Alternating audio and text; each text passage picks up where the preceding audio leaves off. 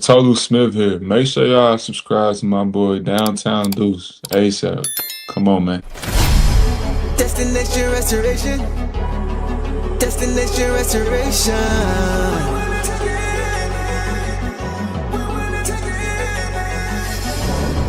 Destination restoration. Destination restoration. It's our time. Can you feel the elevation? We on a mission on vacation.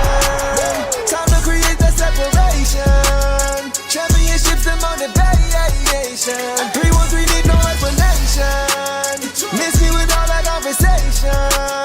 We ready for the confrontation. Counting down to our destination. The final destination.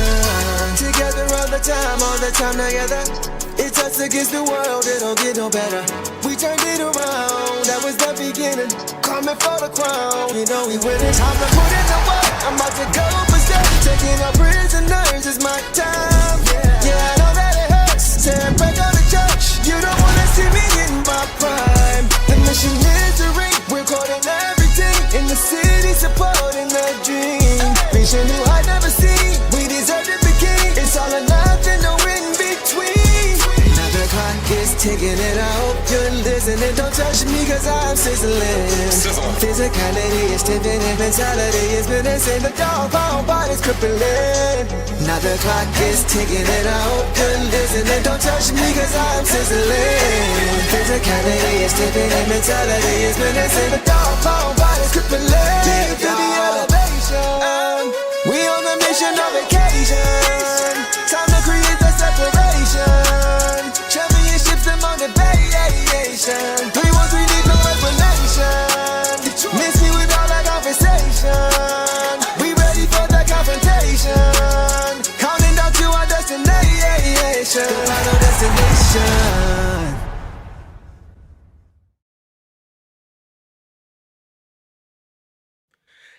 Detroit basketball. Woo-hoo-hoo. What up, though, everybody? Welcome back to another episode of the Downtown Deuce Show with the boss. Hope you guys are having a great night. As you guys can see, boss is not here tonight. She is currently at the Nuggets-Cavs game. But some good news for you guys. We have our guy, E. Vinny, Eric Vincent, clutch points writer and reporter for the Pistons, back in the building joining us tonight. Man, this game was electrifying. E, how you feeling, bro? I'm worn out, dog. Y'all know me. I'm a Detroit Pistons beat reporter, but I'm a fan of this team. And it feels good to let that fan out sometimes because I can't do it in the press box. I got to be professional LCA. This is a game that I got to wild out a little bit. And this was one of them ones that we going to remember forever. Again, it's always something with this team against Charlotte. And everybody got their money's worth, especially with them coming out on the winning end, man. This was an unbelievable game tonight. It was. Like, this may not be the best win of the year, but it's going to be the most memorable game, I think, of this season. Sure. Just because of we had good basketball for sure, but we also had a lot of other stuff going. We had some action. Yeah. It was all about that action tonight, bro. Man. Like I said, good basketball, but we had a full-blown melee breakout in Charlotte, man. So we're going to get to that for sure. We see you guys in the chat, man. Appreciate y'all showing up. Y'all already deep for sure. We are about to get this poll rolling for who you guys think should get the belt. So you guys go ahead and have at that, and we will revisit that. And some good, like we always say, a lot of candidates, right? But I think I have an idea. Like they always say. Like they always say, a lot of candidates. A lot of candidates. But we'll definitely come back to that. So, guys, for anybody who didn't see this game, the Pistons tonight faced off against the red-hot Charlotte Hornets in Charlotte, road game, and the Pistons guys snapped the Hornets' 9-game winning streak, beating them 110-104 to move to 39-13 on the regular season. So, real quick, the last two games, guys, the Pistons have beaten the two teams who have won a combined 17 straight games. 17 straight games. They snapped the Knicks' 8-game winning streak with a 38-point beatdown, and they beat the Hornets tonight, who had won 9 straight coming into this game. I want to say it, E. After tonight, the Pistons are the best team in the league.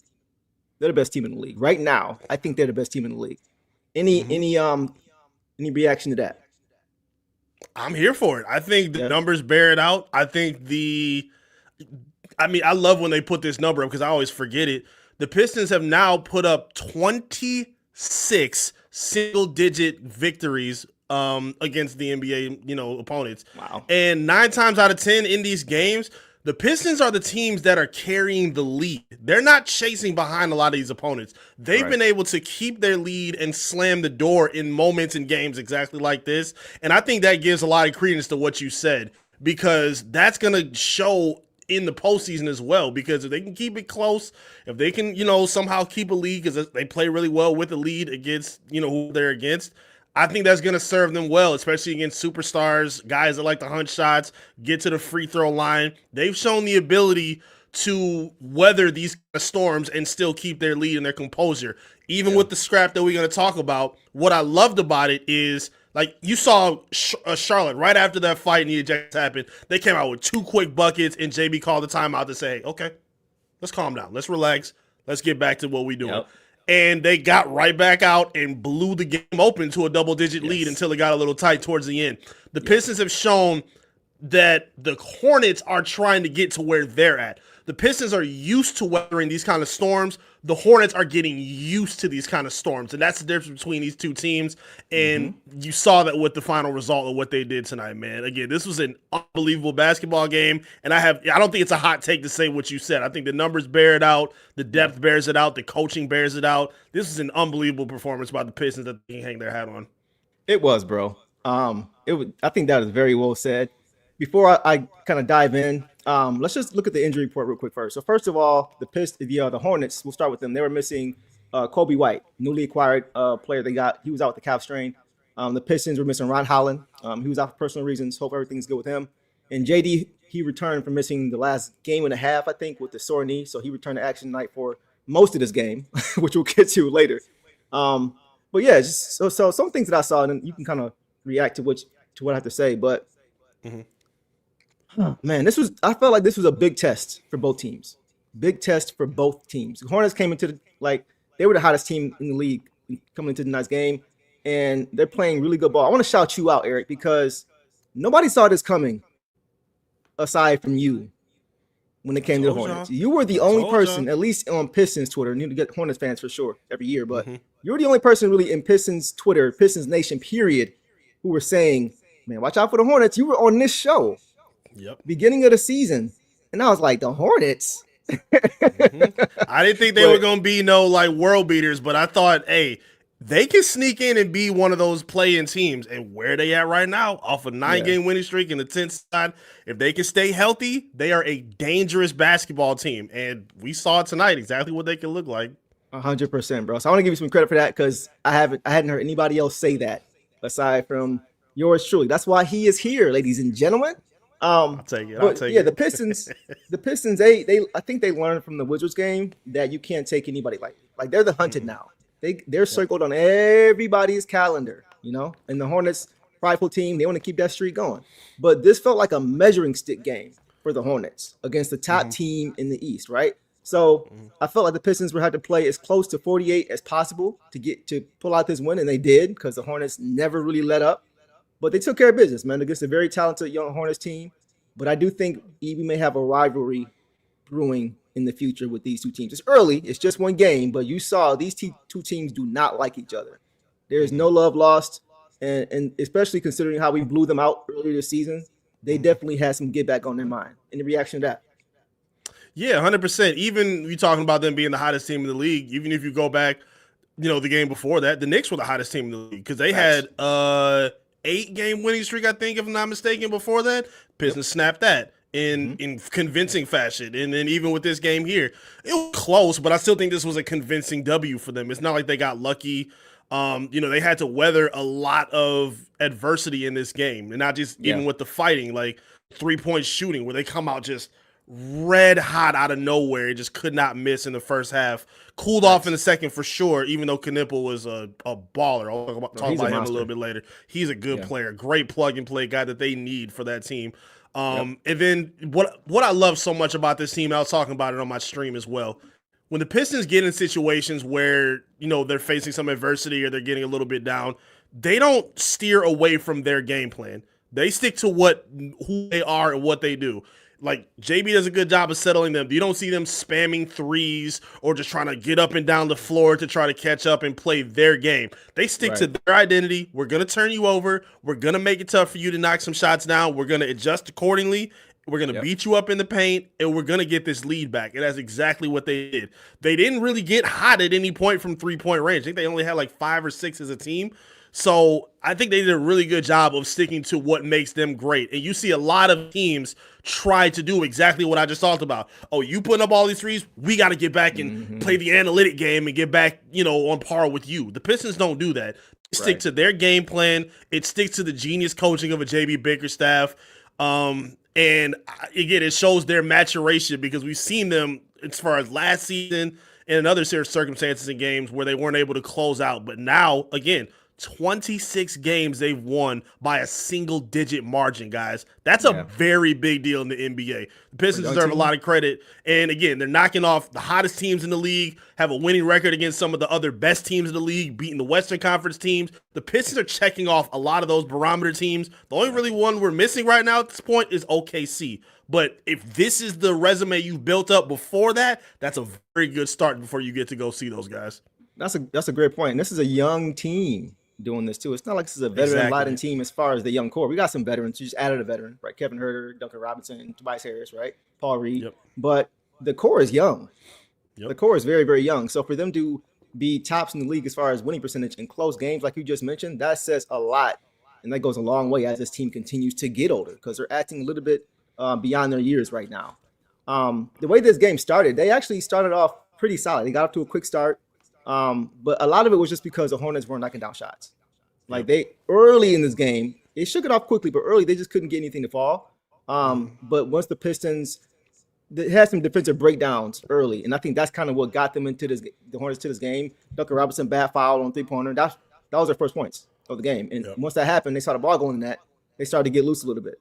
But it's tough for me, bro, because like once they start making shots, the Hornets, it makes things tougher for the Pistons because they want to run off stops. But the Hornets were hot, and they kept making the Pistons take the ball out of the hoop, and they have to keep running half-court offense. So much so, you even saw Cade sometimes off of made shots trying to push the ball, just trying to do whatever he could just to get some action going, just to get downhill a little bit, put them on the hills a little bit. But you did see the Pistons pick it up, right? In the second quarter, they just played a little bit harder, rotated a little bit better, forced turnover, just forcing the Hornets into tougher shots. And that's why they were able to get out in transition and get to that 14-2 run they had in the second quarter. So that was really kind of stabilized them in the first half. I like the way they took advantage of their mismatches too. There was nobody on that team that could guard Cade Cunningham. And anytime you had him in the mid post, he went right at him. Did a good job of getting to the hoop, getting to the free throw line, knocked down his free throws, was very encouraging, especially late. When at Jalen Duren, he was unstoppable too. I really like Diabate as a player. I think he's a good player. There's nothing he can do with Jalen Duren. You're not built for that. I don't care if you want to fight him. You will get cracked playing around with Jalen Duren in the post, in the yard, in the alley. It does not matter. You don't want to mess around with Jalen Duren.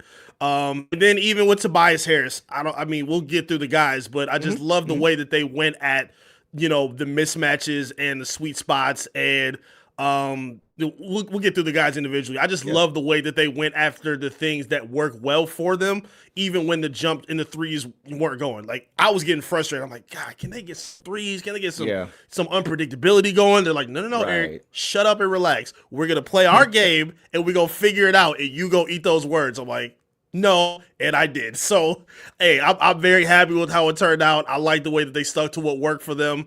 And hats off to a great collective team effort. Again, I love the fact knowing that, Cade, the numbers are going to look good for him, but you got a lot of very key contributions from a lot of different guys, from the starting lineup to the bench. My homie actually texted me. Do you remember the Pistons 04 bench nickname from the 04 Pistons? The Alternators? The alter, that started in like 02, 03, but it did carry through. That's true. You're right. Yeah, I think we might be looking at the Alternators 2.0 because we've seen Daniss come up when they need it. We've seen Wu make plays when they need it. even Caris making some shots, playing some good defense down the stretch. Like Dave, what can you say about B-Ball Paul? I cannot wait to talk about him tonight. They showed that they could earn that name, and then of course Beef Stew. But yeah, I love what they showed from as a unit standpoint, man. This was again a very Detroit basketball type victory that I don't think people. If you love this team, you're gonna remember this game forever, without question.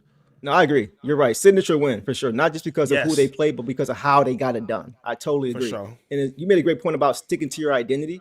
You're right. The Pistons made 5 threes. They were 5 for 25. The Hornets made 19, right? So that's a ton more points. That's like 42 more points between the two teams. But like you said, they stuck to who they are.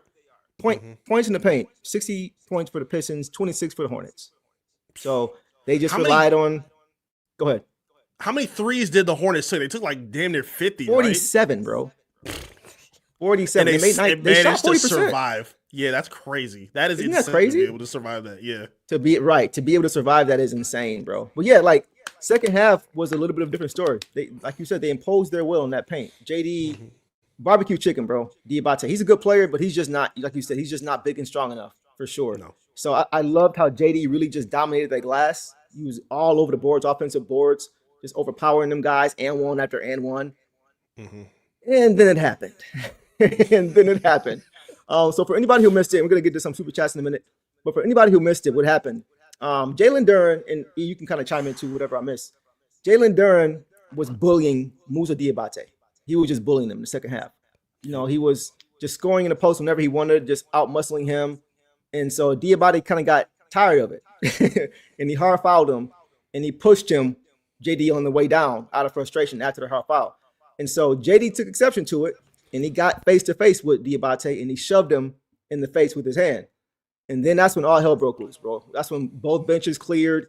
It looked like at that point, it may have been the end of it. You saw Diabate trying to get back over there, but it looked like at that point, that may have been the end of it. But then Miles Bridges served as the 2004 cup that hit Ron Artest. Because out of nowhere, he runs up on Jalen Duren and swings on him. And even before that, when JD got face-to-face with Diabate, here comes Miles Bridges out of nowhere, just instigating, right? But then Miles Bridges swings on JD when the coaches are trying to like contain JD. Miles runs up and tries to swing on him. And then that's when you see coming out of left field, Isaiah Stewart, like a WWE wrestler, bro, just springing towards the ring. He ran up on Bridges, and then they got into it. And then Stu started throwing punches and hitting Bridges in the back. And listen, man, real quick, and I'll let you chime in, bro.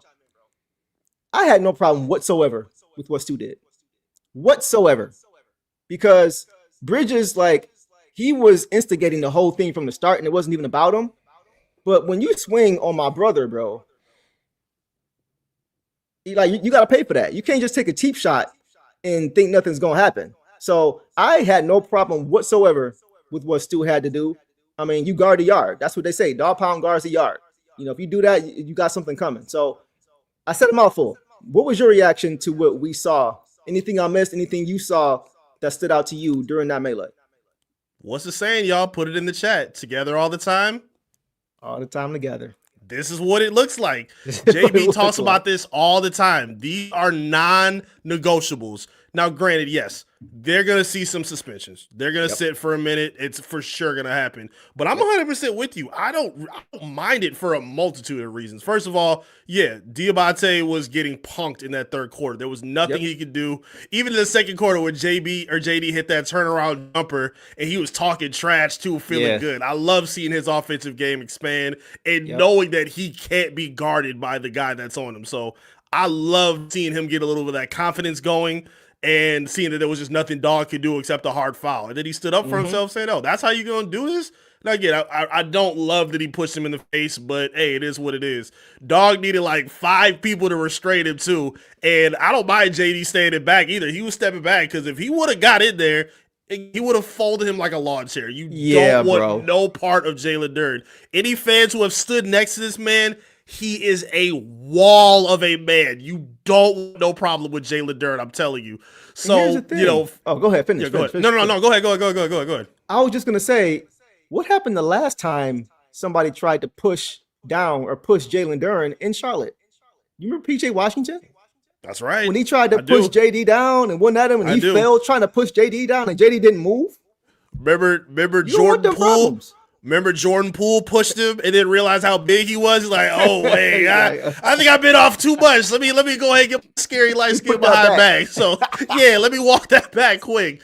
So he had a quick coming to Jesus moment, and I think Diamante was going to get his as well. And then I'm 100% with you on Beef Stew. Miles Bridges comes out of nowhere with a sneak attack punch, and yes, you're not supposed to get off the bench. I don't care, bro. It's a non-negotiable. Your man gets punched. If anyone's going to step up for him, it's Beef Stew, and he did that. Put hands on him and set the standard of we're not going to tolerate that. You think you just go sneak my man and walk away unscathed? Oh, no, I'm coming to see you. I'm coming to see you without question. So I love that in terms of the internal, I guess, identity for the Pistons. And then for the NBA's sake, for those who say, oh, the league is rigged and there's too many friendships. People call like the NBA like a DJ Khaled record where everybody's friends and collabing. You got the Pistons who are building a rivalry with a new team every month. I love this for the NBA. This is beautiful for the NBA. This is how you build rivalries. This is how you anticipate games next time you see each other. Yep. And this is how the regular season matters. It can't always be. I literally been arguing with Knicks fans about this because they tell us, hey, it doesn't matter about the regular season. It's just the playoffs. No, this is how the regular season matters. These little side stories, these little things make the game that much more entertaining. X's and O's standpoint, just the simple fact that they not scared to squabble up and keep it a thou. I love that in the NBA, man. And the Pistons have held that down more than any other team. We not scared of nobody. We not backing down from nobody, and we gonna prove it every time you step up to us. Ain't no J. Cole apologizing over here. We gonna see you. We gonna deal with it accordingly. I loved everything about what we saw earlier with this fight, bro. Bro, you know what is a blessing in disguise? What's that? Ron Holland did not play. Ron Holland was not in the building for this game, bro. He would have folded Miles Bridges if he could. Yes, you already know he would have took off. He would have took off on somebody. Yes, because once he saw Stu do it, for Ron, it's like, okay, I can do it now. You know what I'm saying? Like if Stu does it, it's like, okay, all right, I'm good now. I don't care. We good. We take off. But I just thought that was a blessing in disguise because we saw what happened last year in Minnesota. Like it would have been a repeat, especially the way he did it. Like if Ron, that wouldn't have been a good look. That would have been a good look for the league. It'd have been too much at that point because it would have, it could have been reminiscent of what we saw, a decade and a half ago or 2 decades ago. But I'm just glad that for his sake he didn't play in this game because it could have been a lot more suspensions and a lot more people involved. And he's been doing a great job keeping himself in check this season compared to last year. But I said, once you see that happen to your brother, it isn't like at that point, it's not even in that moment. It's not even about basketball no more. Like you're not on the court anymore. When you swing like that and my guy is out there by himself, I'm coming to get you. Like you said, I'm coming to get you, bro. So and Ron's one of those kind of guys. He's all about team. He's part of dog pound, guard the yard. Like those three guys, JD, Stu, and Ron are the ringleaders of the dog pound. So for sure he would have been involved.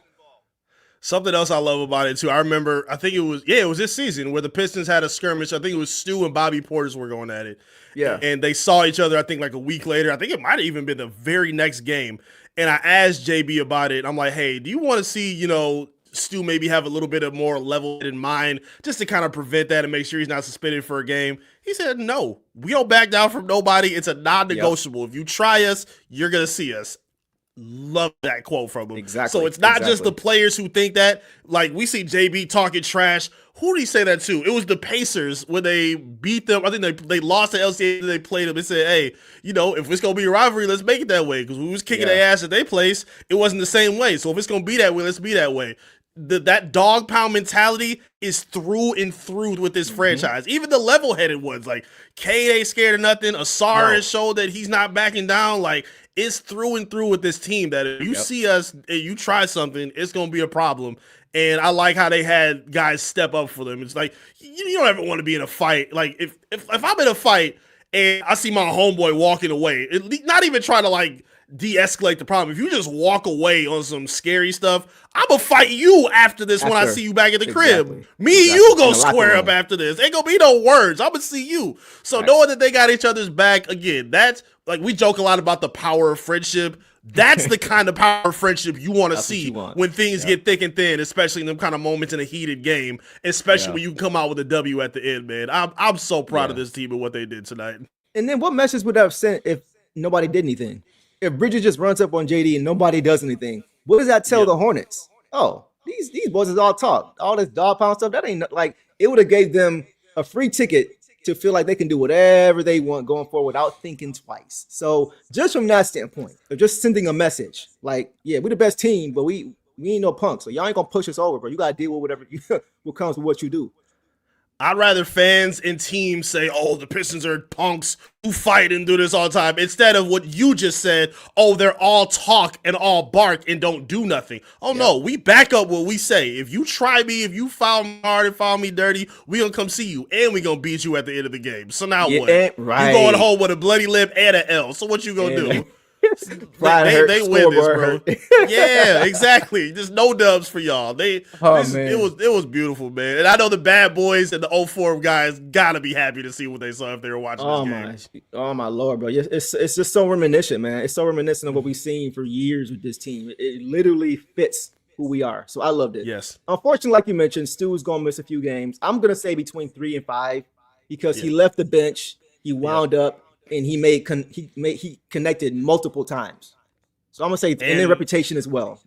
Yep. There you go. Right. So I'm gonna say, what do you think? I'll say hopefully it's like 3, but I wouldn't be surprised if they went 5. Unfortunately, for Stu. Yeah, I'm gonna say 5 for him, or probably 3 for Duren. For all the reasons you just named. They don't like Stu at all in the front office. Reputation is not good within the league, so they're gonna tax for sure on that. JD probably is gonna be 3 as well, just because I guess they're gonna look at him as the instigator, because they're not gonna go too crazy on Diamante's foul. They're gonna look at him pushing him in the face and then swinging as well. So yeah, it's probably gonna be 3 for him, maybe 5, but I'm definitely for sure gonna see 5 Stu. I'm hoping it's like 2 or 3 for JD, because you're right, he initially made contact first, but after that he backed up. And then when Diabate came again, he still backed up after that. So hopefully, because he didn't escalate after that, they'll be like, all right, we'll give him 2. But you could be right. It could be 3, just on rep as a team, who we are. It wouldn't be par for the course to, if it could be par for the course if he were to get 3 and still get 5, something like that. So I can see it. And once again, we're going to have to rely on guys like you're saying, guys like Tolu Smith, guys like B-Ball Paul. Tolu's probably going to get called up. We're going to need we're going to need what he brings. So for sure, once again, having that depth is important, right? Having guys who don't always play, which we'll get to probably later, come in and be impactful in this game. So we'll leave it there, man. But back to the game real quick, even we'll get to some box scores. After things kind of settled down, you kind of hit on it already, but both teams were full of energy after that. Like, both teams were on 10. You could see neither team wanted to give an inch. They both started executing a little bit better, knocking down shots on both sides. You see them come down, hit a 3. You see Duncan Robinson come down to respond with a 3 of his own. Like, not trying to give any momentum, any inch, any edge to either team. Neither team gave in. And I just love how the Pistons responded, bro, because they were just into this game, and they wanted this game as much as, if not more, than the Hornets after that. So just think about this. How many shot clock violations did we have in that quarter, the remainder of that quarter? Like 3 or 4. Where we just strapped up defensively and didn't give them anything. So defensively, we really saw them just tighten up, and they had that extra boulder on their shoulder after all that happened. Hey, let's go get this game and shut them up. It was chippy too. Like, I saw a lot of pushing. I think Terrence Mann was getting up in the chest of Duncan Robinson. B-Ball Paul was kind of scrapping a little bit. I thought they were going to, I think when he pushed Grant Williams on the third, I think it was the 3rd or 4th quarter, he pushed him out of bounds. I thought that was about to spark it back up again. But I love the energy that I saw coming right out the gate. They want to capitalize on it, especially the Hornets. I totally understand the Hornets. Your crowd is amped up. They're looking to get a burst of energy to kind of take this game back over. They even kind of got it again when Charles Lee got tossed for screaming at the refs. I think he was trying to get the team back motivated again, and the Pistons still said, nah, I don't care what y'all trying to do. We're not letting you back in this door. It's not happening. And again, that just shows how collective they can be and are as a young team, in those kind of scenarios, man. I was super, super proud of what they were doing. So as I said earlier, you hit on the head with these Hornets, bro. I gotta give you a lot of credit, man. Do you know who they remind me of though? This Hornets team of this year reminds me of this Pistons team from last year. This team that won 8 straight games, young and upcoming team, right? Just don't know how good they are, still figuring things out on the fly and still winning along the way. And then they run into that team, that veteran team, that team that's at least been through some things, right? Because last year our streak was broken by the Denver Nuggets, right? Right. And tonight we have more experience. We were the team to come up against this young and up and coming talented team and beat them, right? So it just really reminds me of us from last year. Started out the gate slow as they did. They've won 9. They had won 9 straight and they were still under 500, right? But they're coming. So you saw how slow they got off to a start as far as the season. But like the Pistons last year, slow start, started to put some wins together, figure some things out. They kind of remind me of us from last year. So I think they're going to be a problem a few years down the line. And once again, I got to give you credit because you were the only one, bro, that I saw that was talking about the Hornets in any way positively this year. Yeah, and I think the difference is I definitely see the comparisons for sure. The energy, even adding some of the veterans that they've got, the early rise of some of the young players. I'm such a big Brandon Miller fan. I love watching that dude play games. He's so smooth with his game. The way he can attack, hit from mid-range, shoot from deep. And he a chippy dude too. Like you can see him talking trash. I think it was right after that when B-Ball Paul missed his free throw. He was laughing like, yeah, we coming for y'all. But they weren't. And then, but no, I like seeing that out of his game, Knipple. But the difference is, and I'm a big LaMelo fan. While Hornets are delusional thinking that him and Cade Cunningham are on the same path, come on, man. You could just see the difference in execution late. The shots he was taking, the inefficiencies. Like, to me, when people, you've seen it, when people rip on Cade's inefficient shootings and whatnot, I never care because Cade takes good shots. He just doesn't make them sometimes. LaMelo just be out there playing NBA street ball, bro. Yeah. And sometimes it works, but when it doesn't, it is ugly. I forgot what his box score was, but he was just off. 7 to 19. I thought it was worse than that. I thought he was like even colder than that towards the end of the game. But 8 for 22 to finish. 8 for 20. Oh, okay. I got to refresh. Yeah. So, you just see the difference in how Cade was approaching the game, where he was taking his time, methodically trying to get to his spots, while LaMelo was dribbling all over the floor and forgetting his teammates. A 5-second violation under the hoop where he got double teamed. Like, you just see the difference in how they execute. Again, and I like LaMelo, but there's just a difference in those kind of games. And again, I think you can win with his style and with that team, but it gets tough in those kind of settings when you play against a team that's used to this kind of environment. Well, I'm 100% with you. I definitely see the hunger and the athleticism and like some of the similarities, but that late game execution and that maturity and the inability to kind of execute properly to win those kind of games, that's where they're still learning. And I think he has to be the spearhead of it. And I think that's a big problem for them right now. He's got to learn, right? He's got to learn. Like much like the Pistons last year in the playoffs against the Knicks, who we felt were the better team. Late game execution. Those games were all close, like you mentioned. E. So it's that's the big. That's why they remind me of us from last year, because they don't have that experience, in these situations as a team yet. But I definitely agree with you, bro, for sure. Let's check out this poll as far as who gets the belt. So you guys believe that Paul Reed at 69% should get the belt. I agree. 26% for Cade Cunningham, 4% for JD, and 2% for Tobias Harris. So I agree with that all the way through. I think Paul Reed definitely deserves the belt in this game. We're gonna get to him later, but oh my lord, we don't win this game at all without Paul Reed for sure. So good on y'all for sure. Let's get this. Let's get to some quick super chats, guys, and then we will keep it moving. Maddie, what's going on, Maddie? Maddie says beat down in Buzz City. I like that. I think the Greg Kelsey said it before the game. I think he said beat down and stuff like that. But yeah, I totally agree with you, Maddie. Appreciate you, brother. KS25 says future playoff matchup with you, bro. This will be a lit playoff series. Like I could see it too, because we're probably gonna finish 1. The way they're moving, they could get to 8. They could maybe even get higher than 8. The way they're playing, the way the East is right now. So that will be a ridiculous series. Go ahead. Can I pop in on that? Yeah. People will talk all the damn time about how good the West is and how strong the West is. The West is strong at the top. When you look at the bottom teams like Portland, the Clippers, the Warriors. Those bottom teams are not that threatening. Teams like the Hornets are teams you get scared of because they don't just play good at home. They play good on the road too. They bring the same energy to LCA no matter what their ranking is. So these kind of teams in the East, again, I think they're strong at the top, but at the bottom, and maybe a little bit towards the middle too. Like for me, I'm not still super sold on Toronto or Philly, and a couple of the other teams around there. But those bottom teams, those are scary teams that can make some noise if you slipping on a night. Like I wouldn't be surprised if they saw the Knicks, in the first round. I don't think they would beat the Pistons, but I think they gonna give some teams some problems for sure. Yeah, bro. Those some teams you gotta prepare for and be on your A game.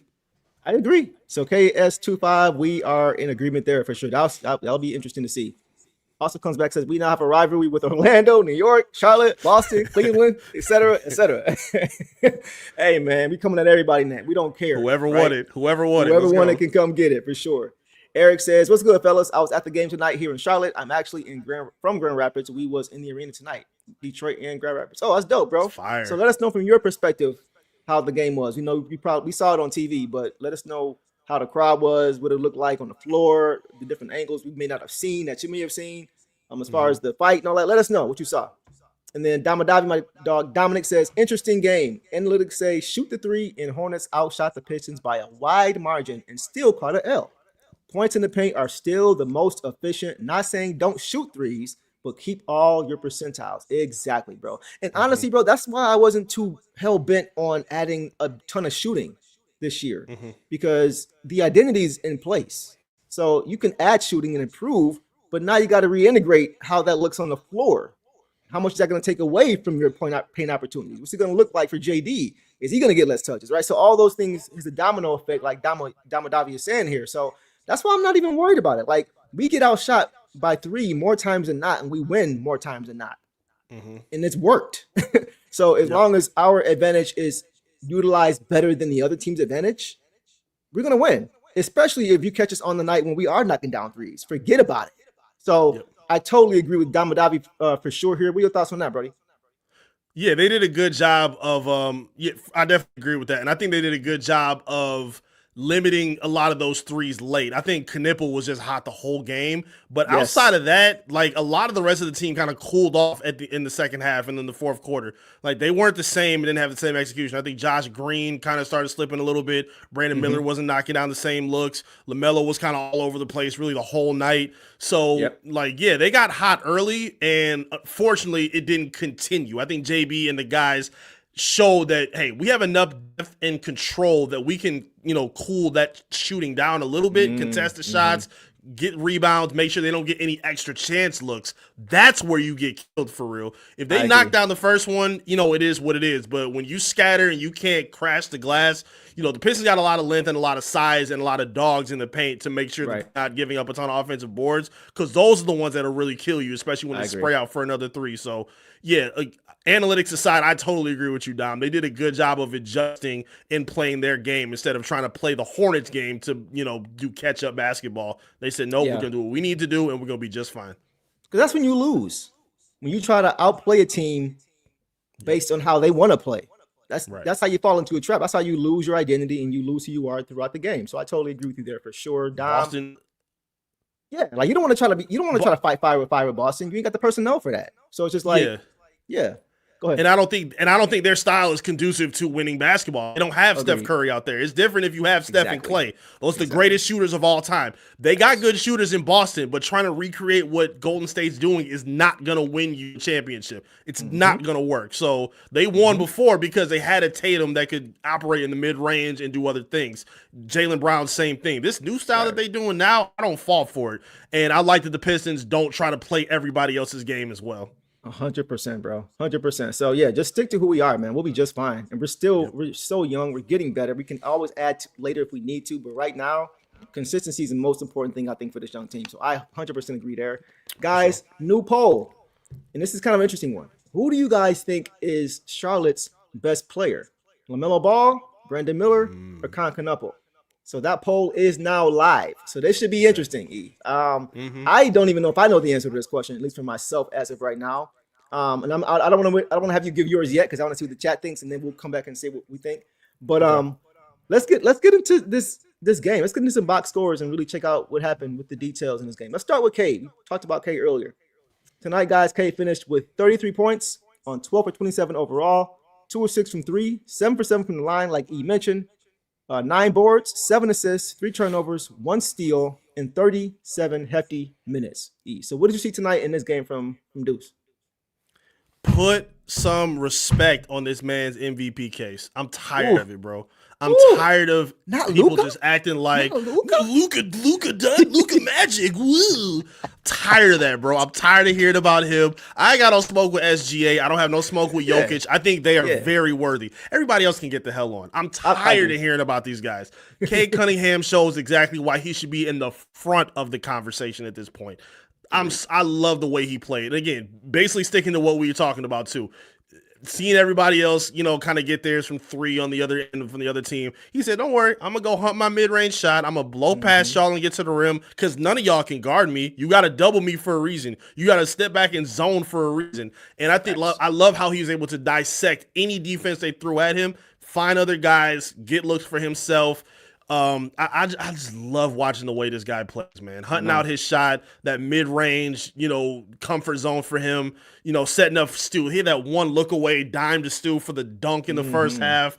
He's just an absolute masterful orchestrator of an offense. And now getting to a point where he's comfortable operating late in games, even when he doesn't have maybe his go-to guys with him, because he's great with Duren late in games where he has another option to throw to, or using pick and roll settings. I got to work with B-Ball Paul. Okay, let's make it happen. All right, I got to work with Duncan here. I got to work with Wu here. I got to work with Ausar here. Let's make it happen. No problem. Yeah. He don't complain. He don't do nothing except control his guys. Give them hype, give them energy. And then even watching him in the third quarter when B-Ball Paul is hooping, seeing him as the first guy off the bench, hyping everybody up, high-fiving them, man. I just love everything about Cade's energy as a leader and as a floor general for this team, man. I really think people need to put some more respect on his MVP case, and I think today was a perfect example of one of those games for why. I think you're a dead on, bro. Kevin Solution says Khan is their best shooter easily. Miller is their best player. I think Kevin was actually at the game tonight. He's stationed right now in Charlotte, been there for a while. He's a Detroit Pistons fan first. Kind of like Boss, but just Charlotte instead of Denver. But I think he went to the game tonight. He said Cade brought it for sure. Let us know what else you guys saw from this game if you were actually there. But I agree, bro. Floor general, bro. Floor general. Cade controlled the game. He controlled the game. When things got helter-skelter, when things got out of hand, he was just locked into the game. He was just focused on the game. He didn't let the pace change. He stuck to the game plan, did everything you want to see from your floor general. Like you mentioned, he got to the midi game, finishing left hand at the rim, finding open guys when the double team came. And it seems to me, bro, like he could sense early in this game, but especially late too. It seemed like all night he could sense that he might need to be a little bit more aggressive offensively when it comes to getting his own offense. Because once the Hornets offense kind of came alive, you could see he wanted to make sure it didn't get out of hand. He wanted to keep the Pistons attached. No double-digit leads for them. No letting the momentum take over. The crowd going crazy, and JB's calling time. He wanted to keep the Pistons attached as far as scoreboard. And after that fight in the third quarter, he was just super focused, bro. He was stoic. When he's stoic like that in that kind of situation, that he's locked all the way in. And once again, he got back to work, just controlling the game. He had some shots late in the fourth quarter he probably could have made if he wanted to, or just had another chance. But overall, he just controlled the game, bro. He really just controlled it. And I always tell Boss this, you can always tell how Cade is feeling, how motivated he is, how he's feeling physically when you watch him defensively. If he's locked in defensively, if he's putting pressure on you, if he's physical with you, if he's moving his feet and not playing defense with his hands and getting on the board, you can hear the clap when he catches the board. That's how you know he's about business. He's into this game. And you saw that, especially toward the end of the game. We're not going to lose this game. It's not going to happen. So I was just watching him defensively. And defensively, he was on another level again. And that's how you can normally tell how locked into the game Cade is. Just watch him on the side of basketball. It'll give you an idea.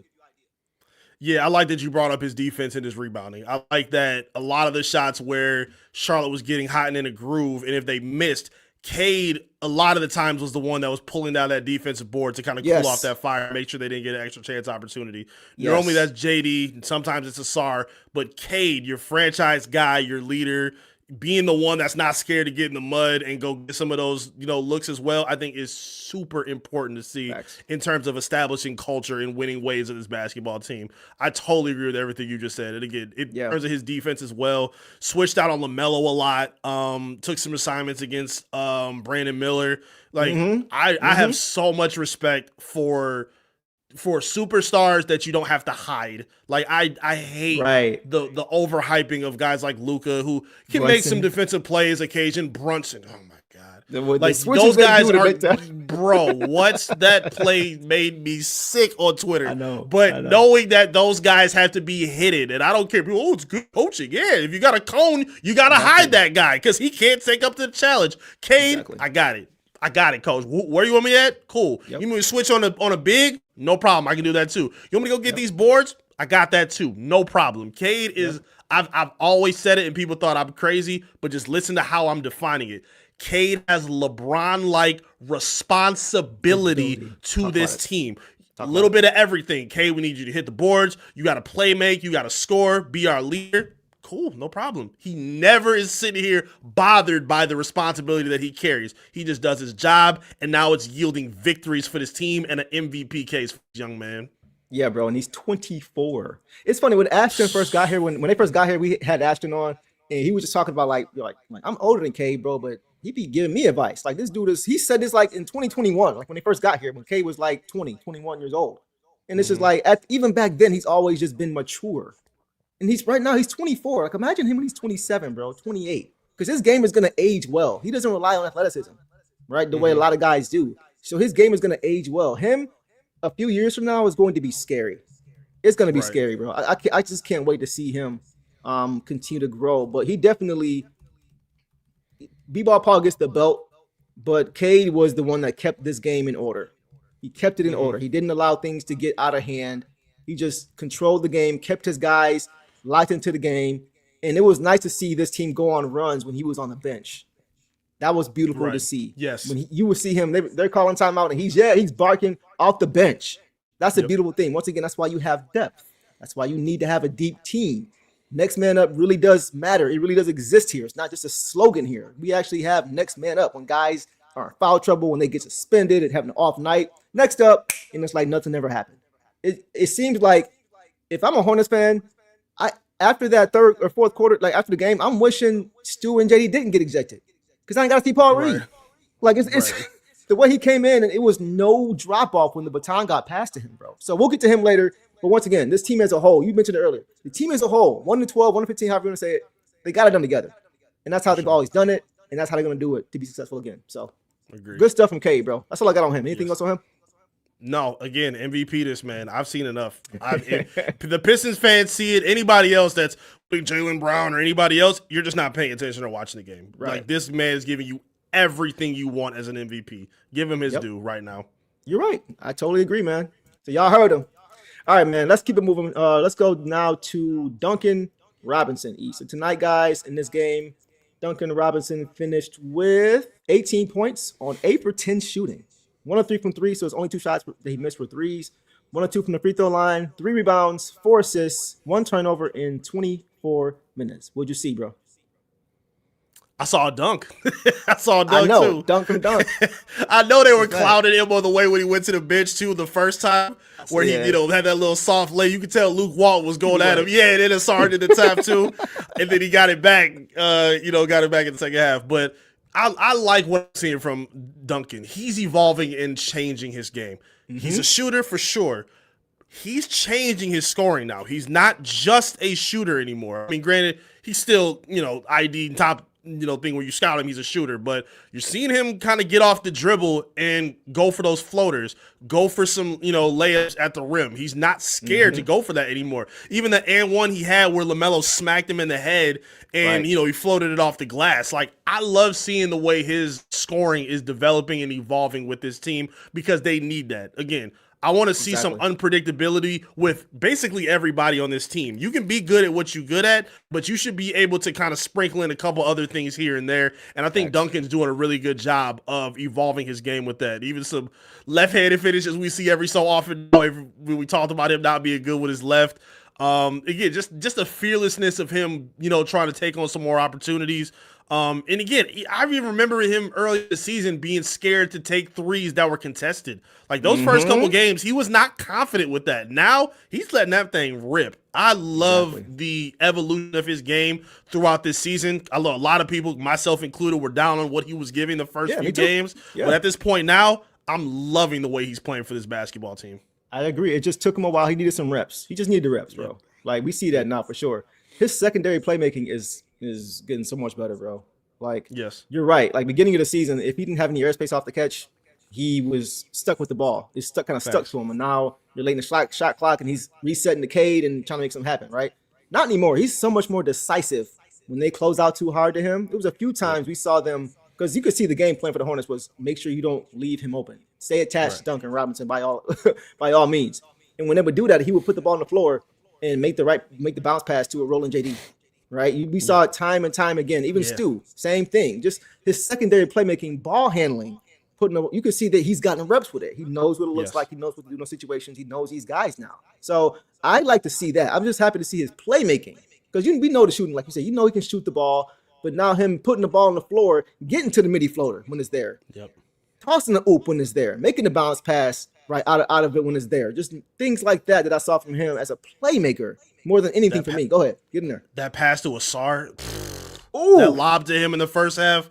I thought he overthrew him. That was such a beautiful pass. Keep going. I did too. No, it's kind of like the one where Ausar had his hand at his elbows at the rim, and he caught it and threw it down. I forgot who it was against. But I'm like, no, that's too high, bro. But then, because like, we don't see, it wasn't a Tobias Harris lob. It wasn't like it was out of control. But it was one of those lobs where it's like, if it's not Ausar or I'm in, nobody else is going to get that, bro. I think it was Sasser that threw it. Yeah. Right, exactly. Right, 100%. So it's just like, it looked like it wasn't going to be able to be retrieved, but somehow Ausar once again just shows off his athleticism, bro. That was a crazy lob. But yeah, I thought Duncan, man, he's done a much better job just being more unpredictable and making the defense have to try to guess or choose, because he's not one-dimensional anymore on offense. So that's the biggest thing for me that I like. Go ahead. One of my favorite things that I've seen over the past couple of years with this team, you're seeing a rejuvenation of a lot of guys' careers. You're seeing a lot of guys get a rebranding of what people thought they were. Tobias Harris getting that much money? Now look at Tobias Harris over me. Exactly. Yeah. Duncan Robinson the same way. People thought he was cooked and done in Miami. And look at him now showing that he can be a primary scoring option for this basketball team. And like we just said, it's not just shooting. It's not just catch and shoot.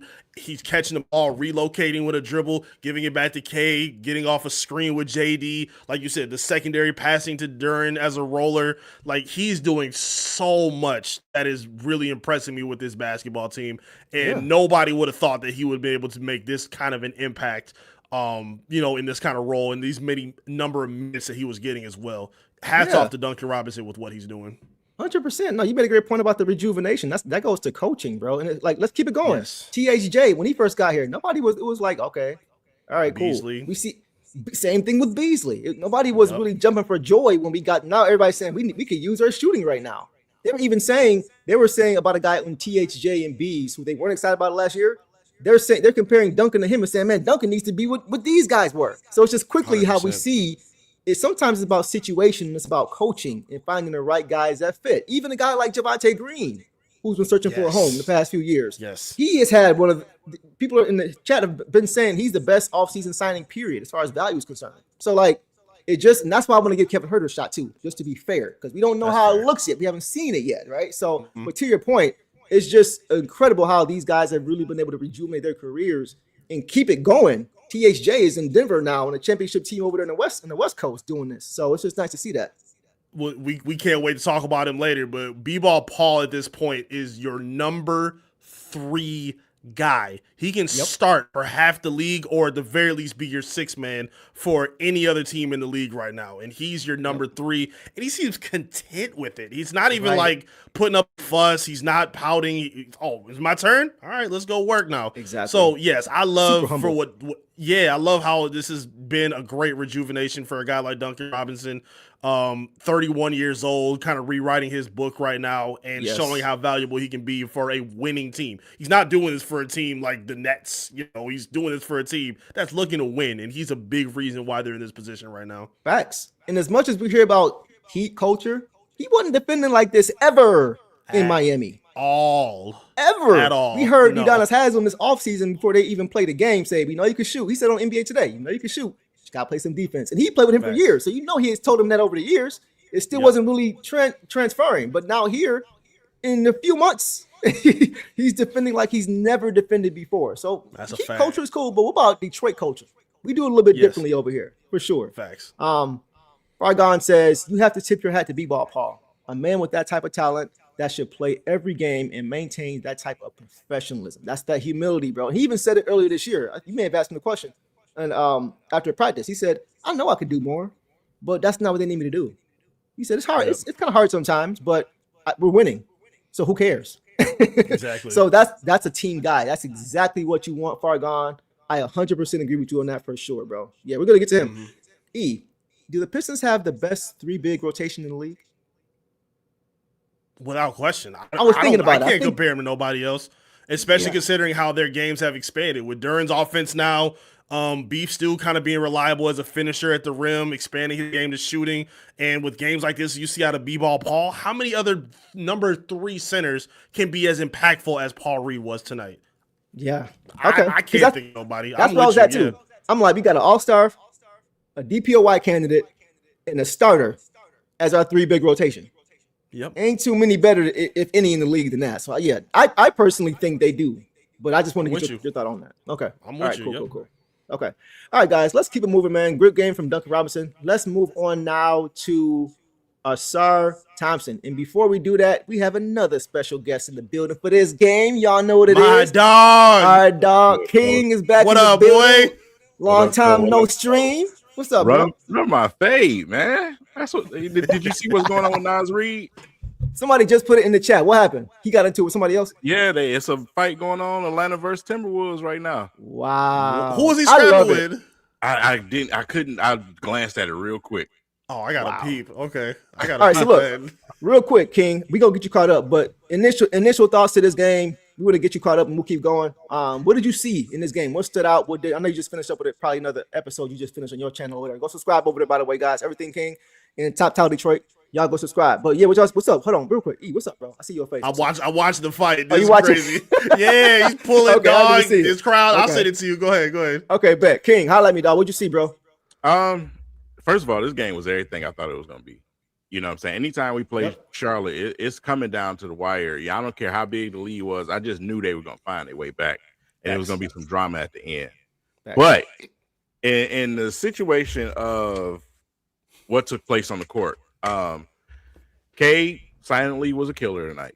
You know what I'm saying? B-Ball Paul continues to be the best third center that you can possibly have on your team, bro. Every time he shows up, he just don't get enough flowers for it. You know what I'm saying? And like I said, even without Ron Holland tonight, man, the Pistons, we do what we do. We play our defense. We gonna come at you.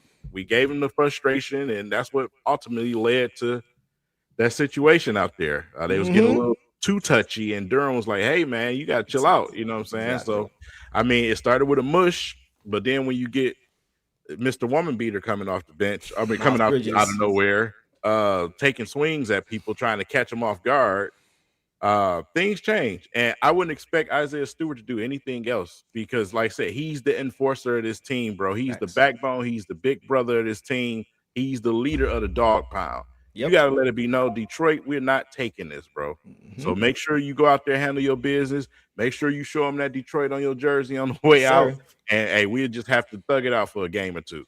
Exactly. We said the same thing, bro. And honestly, we said this too. We were just talking, King, we said it's a blessing in disguise that Ron didn't play tonight. Oh yeah, because he would have been out there somewhere. He would have crashed out. You already know. Once he saw Stu take off, he'd have been like, "Oh, I'm good. Oh, let's go. What we doing?" He on his way to Charlotte right now. I guarantee he'll whip right now trying to get his look back. Yeah, he would have chose violence for sure, and I would have been okay with it. Like you mentioned, King, like they're brothers, man. Facts. These are brothers. This type of game, go ahead. this type of game, Deuce, is like I said. Even if we lost the next game, I really wouldn't care. This was the game I had marked on my calendar next because they were doing a lot of talking about how hot they were. Are they? Is this really what one of the best teams in the East and all of that? We needed that victory, bro. And plus, 100%. I can't stand Brandon Miller, so yeah. You don't like Brandon Miller? Like he can hoop. He talked too much, man. I love him as a player. Yeah, he was chirping. Gotcha, he was chirping a lot tonight. Too much, man. Okay. I'm not mad at that. Yeah, but you're right. This is a huge win, bro. So many levels. And I was telling E that this Hornets team reminds me of the Pistons from last year. Started off real slow out the gate. Young team, don't know how good they are yet. Had this 8-9 game winning streak and then get smacked by a team that's kind of been there before. We had our 8-game win streak last year. We lost to the Nuggets. They just came in and out executed us, right? So tonight, that's kind of what happened to the Hornets. We kind of out executed down the stretch. We just showed them y'all nice, but we've been here for a little minute. Let us show y'all something down the stretch. Go ahead, E. No, I was going to quick comment. I need someone to find a way. Well, I can try to do it. I need someone to do it. I need someone to talk to Sheed, Ben, even the bad boys. I want to get their feedback on what they're seeing from these young guys. Because again, I love the lineage and the comparisons for how the disruptors that the Pistons have always been in terms of what their success is. And now, again, they embolden the exact same thing that the bad boys had, the 04 Pistons had. They're taking the exact same mold. I really want to hear their feedback on what these guys look like and how they feel about them. Man, I might have to see if I can get Lindsay back on the show and ask him, bro, because I know he probably was loving this. Yes. Okay, that's a good idea. I can see that for sure. That's funny that you mentioned that, E, because I just said that on my video, man. It's the closest thing I've seen to the 80s, 90s, early 2000s era type of situation. You know what I'm saying? We beating you down on the court defensively, but that same thing, we'll beat you down on the court physically in real life. You know what I'm saying? Exactly. Like I said, we don't want to see a bunch of teams fighting all the time. You know what I'm saying? But it was refreshing, man. Yes. That's the brand of basketball. All three of us, we're at the age. You know what I'm saying? Yes. So we got to see all those brands of basketball. It felt good, man. It was a great game. Yes. And to top it off with a dub. To not be rattled on the the road. Pride and the scoreboard. Yes. Against the hottest team in the league. We used to lose those. Exactly. No, you're right. That's what Greg Kelser said last year. He said they kept finding ways to not the year before last. They kept finding ways to lose. Now we got the best winning percentage in close games, like E mentioned earlier. We're finding ways to win. It don't matter how it look anymore. We're just scoreboard. We got the lead. We're winning. We're winning this game. So to be a young team doing this is crazy. So yeah, I agree with you, bro, for sure. Let's get the super chat in here. Mouser says, do you think Duren will get kicked out of the All-Star game? Love the show as well. I don't think so. No, this doesn't have any impact on the All-Star game. Not for pushing nobody. Nah. Yeah, not for that. All right, let's keep it going, guys. Now we got King caught up. Let's talk about Ausar Thompson a little bit in this game. Tonight, guys, Ausar Thompson had 6 points on 3 for 8 shooting, 8 boards, 2 assists, 1 turnover, and 2 steals in 25 minutes. Not a lot of scoring output, but I thought he did some pretty good things. What did you see? I'll start with you first, King. What did you see from Ausar? Tough situation out there for him because it's, you try to be careful out there because when we look at a Hornets team, like this is not like the team that we've been facing, coming to this point. They want to shoot threes all game. You know what I'm saying? And one of the things I wish the Pistons would stop doing is sinking so much and helping when they don't need to and leaving guys wide open. But like I said, Ausar had another tall task, man, because these guys, they move around a lot. You got to control yourself and make sure you don't foul him on those threes. Exactly. And, like I said, for what it was worth, he contributed where he was. And for me, I don't even count his points anymore, how many points he scored anymore. For me, it's just strictly defense. Anything else is a plus at this point. Agreed. You're out there to cause havoc and be a problem. And that's all I need from Ausar. But like I said, that's a tough matchup for him, man, because these guys, that system that they run over there is constantly moving. And you got to be very, very careful because there was some fouls thrown out this game. A couple of guys had 3-4 fouls. I agree. E, what'd you see, bro? Yeah, Ausar's a bit of a wild card at times. I kind of look at him like a safety, like a Brian Branch of this defense.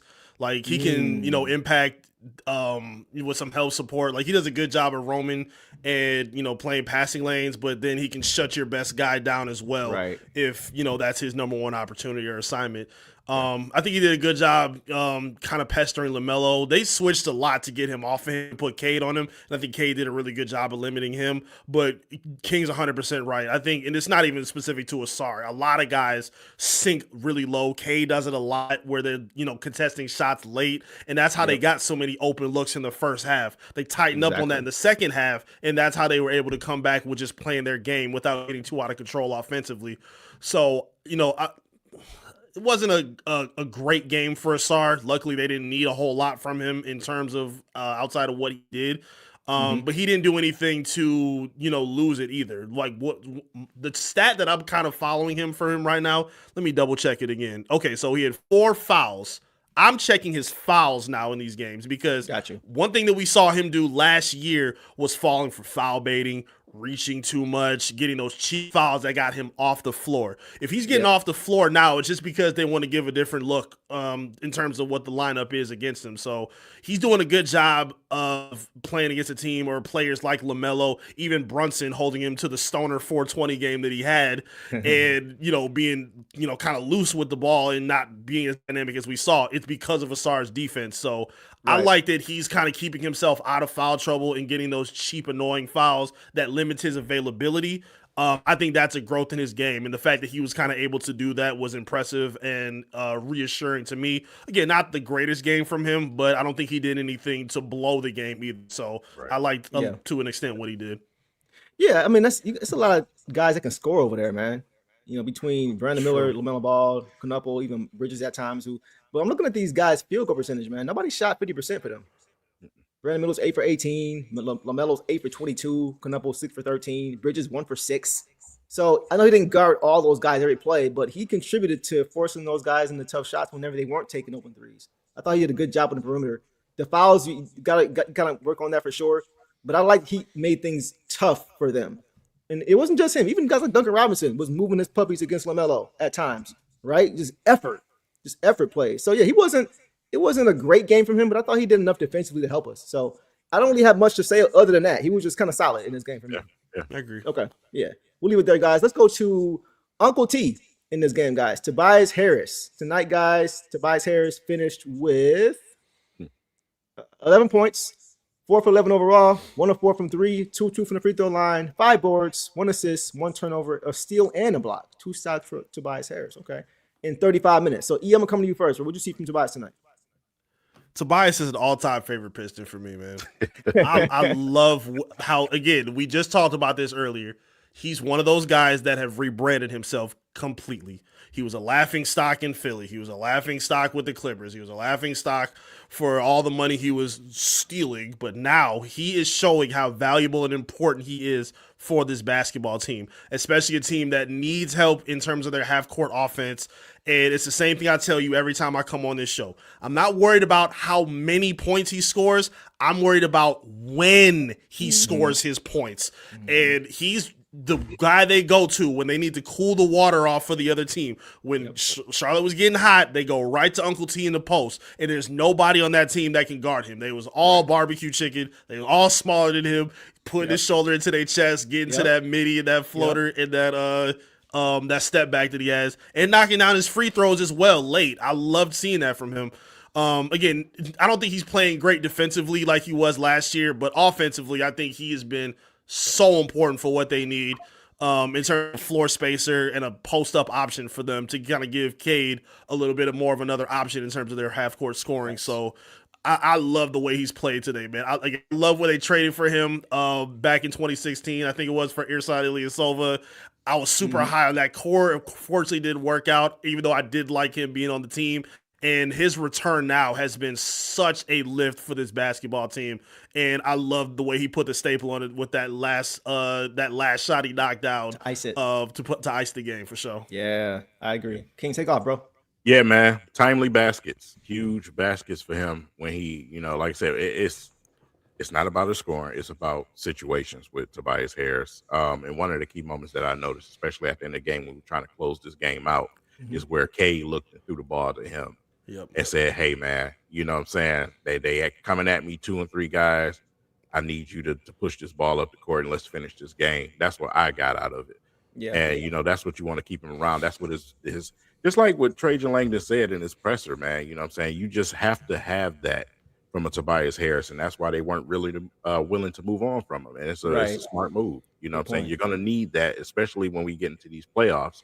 You need those type of veterans, and you need, you know, Stu is, yes, he's the heartbeat of our team. Cade is the leader of his team, but Uncle T is just as important as everybody else. You know what I'm saying? And I think people are really going to realize that more and more we watch this team for the rest of the season. You made a great point about Cade looking for him. The same thing happened when we played the Nuggets down the stretch, when Cade had Jamal Murray on him, and Murray put his hand in there and almost stole the ball. And Tobias is like, here, give me the ball.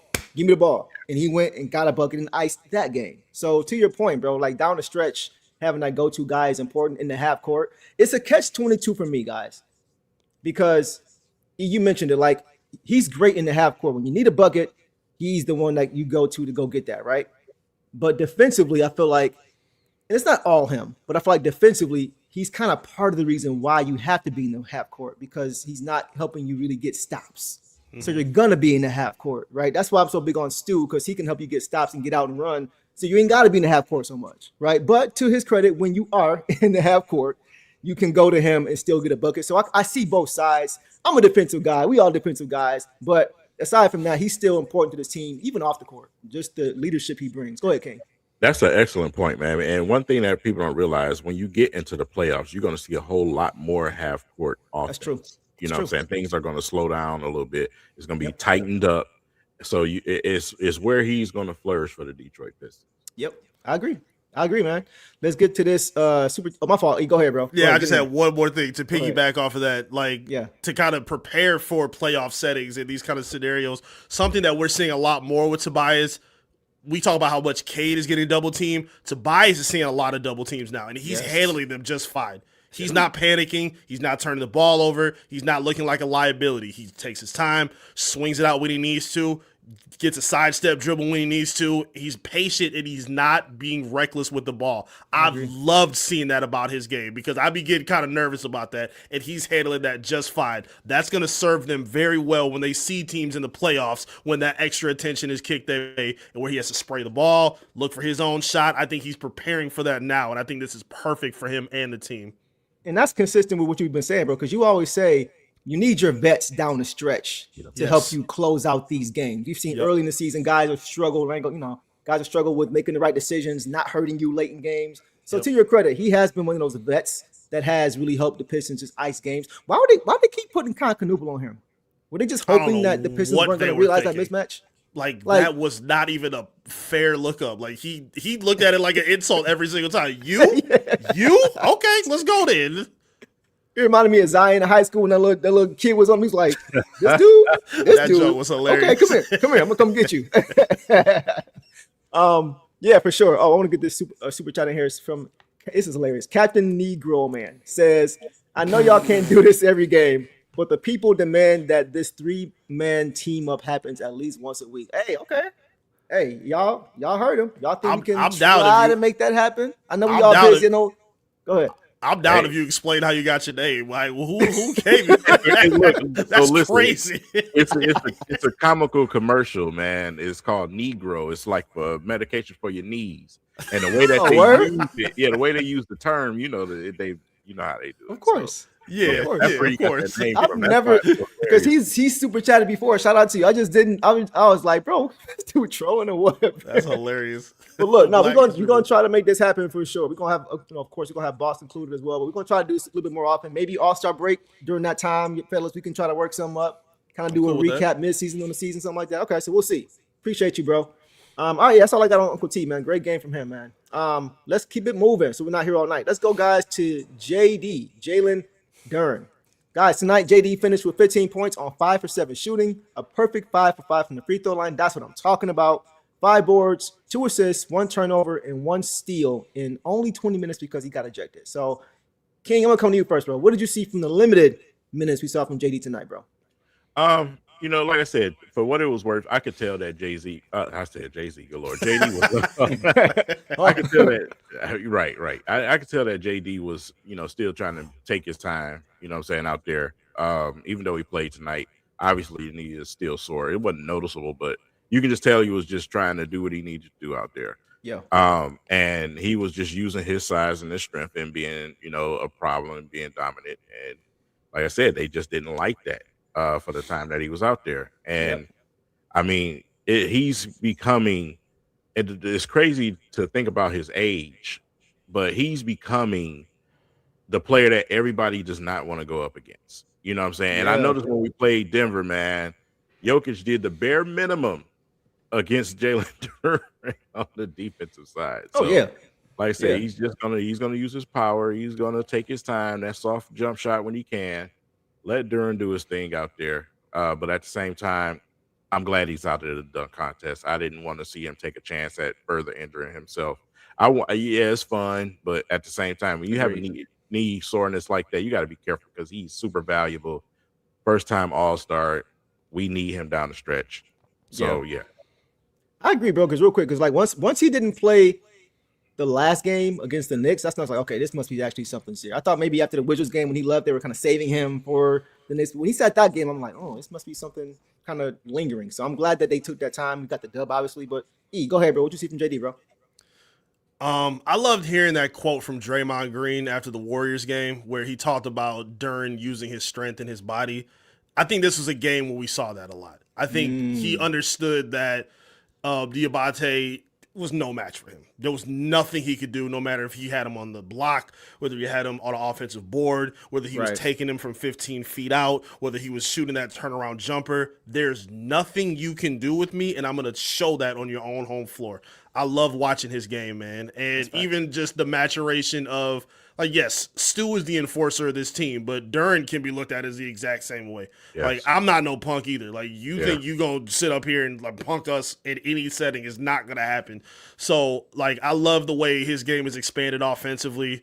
Again, like I kind of said earlier, I feel like he be like, it feels like whenever I talk trash on my stream or I say something like, God, I want to see Duren get the ball closer. Like, just get closer to the hoop and then don't have to dribble so much. And then the very next possession, he'll put it down for 4 or 5 dribbles and be just fine. And feel like he look at the camera and say, shut the hell up, Eric. I'm like, all right, you got it, bro. So I love the way he responds and has played offensively for this team. I think defensively, I talked about Ausar limiting his cheap fouls. That was a problem for Duren over these past several seasons too. And I think that's become very good for him as well. I think he's the second most important player on this team. I think you see how important he can be offensively and defensively, and I just think this was a great game in terms of how he channeled his strength, used his patience, and just kind of overwhelmed that front court just repeatedly. I totally agree. You made a great point about the fouls. We talked about this before. In previous years, he reminded us a lot of a guy like Andre Drummond, who would have a great 3 first minutes out the gate. 4 points, 3 rebounds, an assist, and a steal, and he's got to sit down. He got 2 fouls, and he's got to sit down until the second quarter. And he's just kind of just over. You know what I mean? We saw that with JD, but the difference is that JD has guys who are helping to develop him now, right? Drummond didn't have guys taking him to the side and just really developing outside of Rasheed Wallace for that 1 year. Wasn't really guys who were just there with him every day. JD said this year, Coach Bickerstaff has taken him under his wing completely, and this is the first NBA coach that has ever done that for him. So I think that's the biggest difference. That's why we're seeing this growth rapidly because he's developing. They're teaching him. And you mentioned the defense, bro. More and more, he's looking and reminiscing, resembling Stu at the rim. He had 2 blocks on Miles. Miles kept trying him at the rim, and JD stuffed him both times. Right? That probably fueled Bridges being mad down the stretch because he kept getting his dunk swatted away from JD. But I just like that mentally now. JD, he's not worried about getting postered no more. He's not worried about getting dunked on no more. He's just worried about doing my job. That's what Stu does. That's why Stu's able to do what he does because he's not afraid to get posted. He's going to get posters happen here and there, but he's not afraid. He's got a short memory. He says, oh, this is my assignment. You're at the rim. I'm about to swat your shot. So JD is more and more starting to do that because we're seeing him start to commit to doing it more. And for me, the mindset piece, Coach Patap and Co., like all these guys have really helped mold him mentally, defensively to be the guy we need him to be for sure. That's a huge growth for me. For sure. Yeah. Anything else on JD, y'all?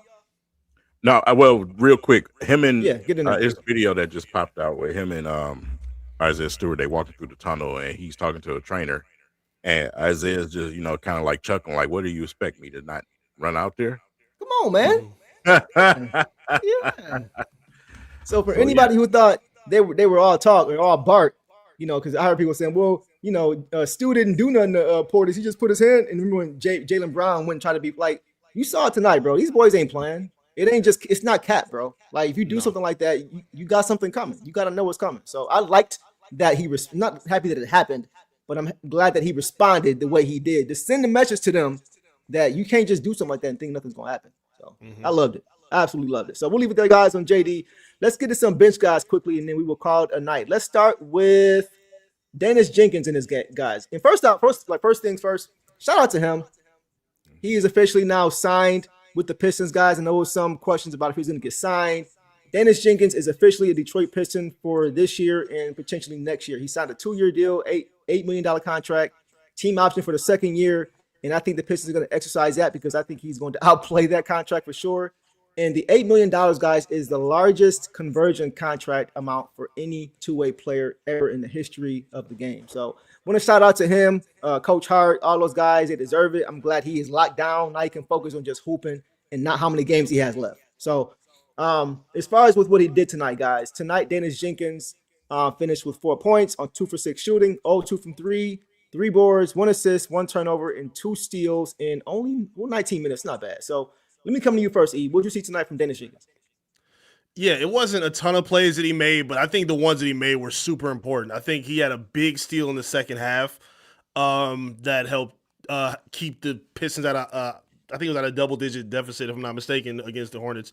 And I like that he is getting comfortable in being in late game stretches with the starters. Like I like that he plays well off of Cade. He plays in there with Duncan Robinson where they can kind of put Cade at the 3 and let him be that, spark plug point guard as well. I'm seeing a lot of the traces of the guy that me and you talked about. I'd said if he studies a guy like Mike James, I think that's a guy that he can implement and play the style of that would suit for this team. And I'm seeing a lot of that with what he's doing. And again, it may not be a lot of games where he's putting up 15, or he's putting up 20, or he's lighting up everything, but he makes a couple plays here and there that makes his presence felt for this basketball team. And that burst that is, I love watching for him. Again, we wanted to see that with Ivy. Unfortunately, just wasn't there. Daniss got it. Daniss is a blur. If you got him in open space, there's nothing you can do, and he's confident with it. Like, we've seen him blow past guys like Tyrese Maxey, Jalen Brunson, and like we even heard it in his last presser after the game they just won against the Knicks. Like, these what was it? Hover Kaya said these niggas that much better than me. He don't feel that way. He says I'm one of them too. So I'm gonna prove it, and I'm ready to show that I'm one of them ones. And I'm proud that we can finally say that he's not a two-way guy anymore. He's an official NBA pro, and I think he's a perfect backup for this basketball team. 100%. King, what you got, bro? First and foremost, I just want to say congratulations to him for getting that contract. Anytime you see somebody undrafted get that success, man, and take charge like he has with his opportunity and get the contract like that, that's a blessing. You know what I'm saying? Because when I say God put him here at the right time, that opportunity came at the very right time for him. You see what I'm saying? So, like I said, that playing time that he had, he took advantage of it, man, and he earned every single red dime that penny that he's getting right now. But tonight for Daniss, the most thing that stuck out for me was his defense tonight. Exactly. Teams are going to come after him still, and like I said, we haven't seen Charlotte, you know what I'm saying, this season consistently. So they're like, okay, let's go after this guy. They were coming at him, and he still was going after the ball, coming up with steals. You know what I'm saying? So not looking for him to be a scorer every single game. Just go out there, control the floor, play defense. Bring the energy, whatever you can to do, whatever you can do to contribute. That's all I asked for from Daniss, man. So he did that tonight. And like I said, when you look at the stats, it ain't all pretty and cute, but you can definitely tell his presence was out there. Exactly. I totally agree, bro. This was, we call them box score deceivers, guys who just make a bunch of intangible plays. He did so many things, like you mentioned, King, that just didn't show up, bro. We talked about the steals. He came into the game immediately, got a steal in the perimeter immediately, and in the very next play, he read a pass and intercepted the basketball, from a pass to the corner, took that away.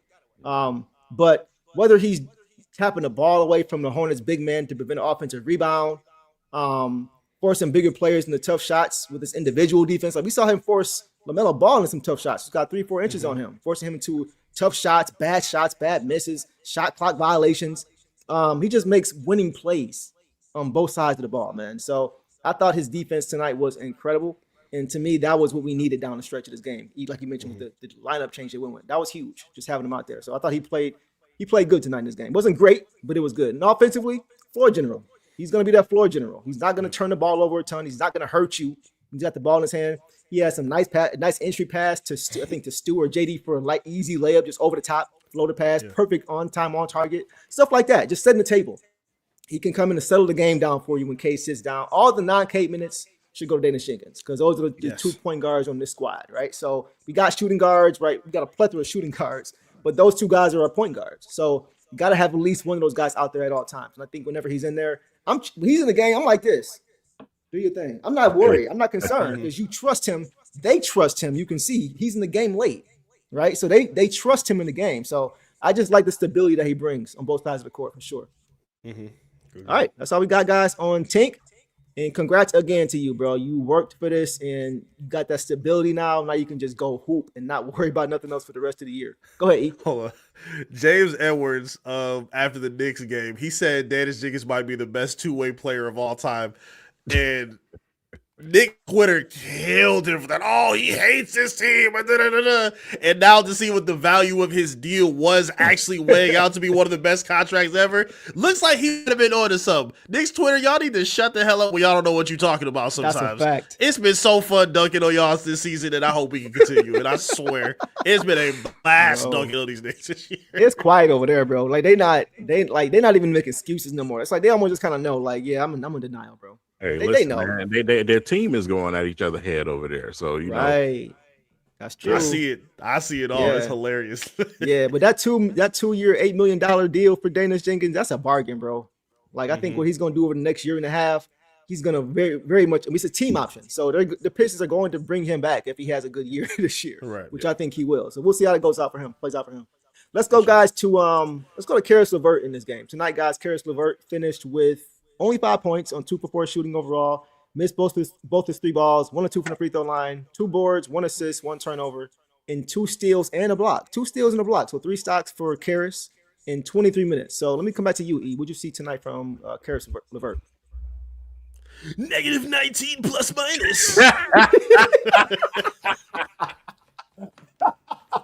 I know a certain section of this community is harping on that. And I don't know. It's the voice for me, bro. The voice gets me every time. I swear. That's what they sound like to me. It wasn't a great game for Caris. I think he did some good things. I think he's done a good job of being a little less reckless offensively, in my opinion. Yes. He still makes some kind of, airheaded passes at times, but I think he's been taking some good shots and kind of settling in as a good off-ball target for Cade at times. I think he's done a good job. I think he had what was that ISO play where I think he had somebody in the air and he knocked a fadeaway down. I think it was over LaMelo. So he's shown flashes to kind of be a little bit more comfortable. I think as this lineup becomes a little bit more stable, he's going to be a little bit more comfortable. Hopefully, he stayed off the injury report, so hopefully that's going to help him build a little bit better consistency and reps. But again, it's kind of like what I said about Ausar. It wasn't a great game, but he didn't do anything to cost them either. So I don't give a damn about no plus minus. I don't care about, the analytic numbers or whatnot. Again, can he be better? Sure, but y'all got to get off of that. Like, it's not as crazy as y'all like to act like it is. He did a good job of just not getting in the way. And sometimes that's all you really need in a game like that, especially with a knockout, drag-out game like it was for the Pistons. So, I'm not mad about Caris. It could have been better, but I'm not mad about what he was doing either. Yeah. King, what about you, bro?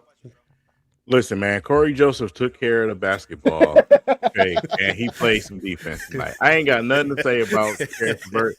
They've been killing him on X, on everything, bro. Yeah. And, like I said, I get it, man. Every year we have that one guy. You know what I'm saying? So, but for me, man, like I said, as long as you ain't turning the ball over, you know, as long as you ain't just like he said, causing us the game, I ain't got nothing to say about you. You know what I'm saying? But yeah, he is. Devin agrees.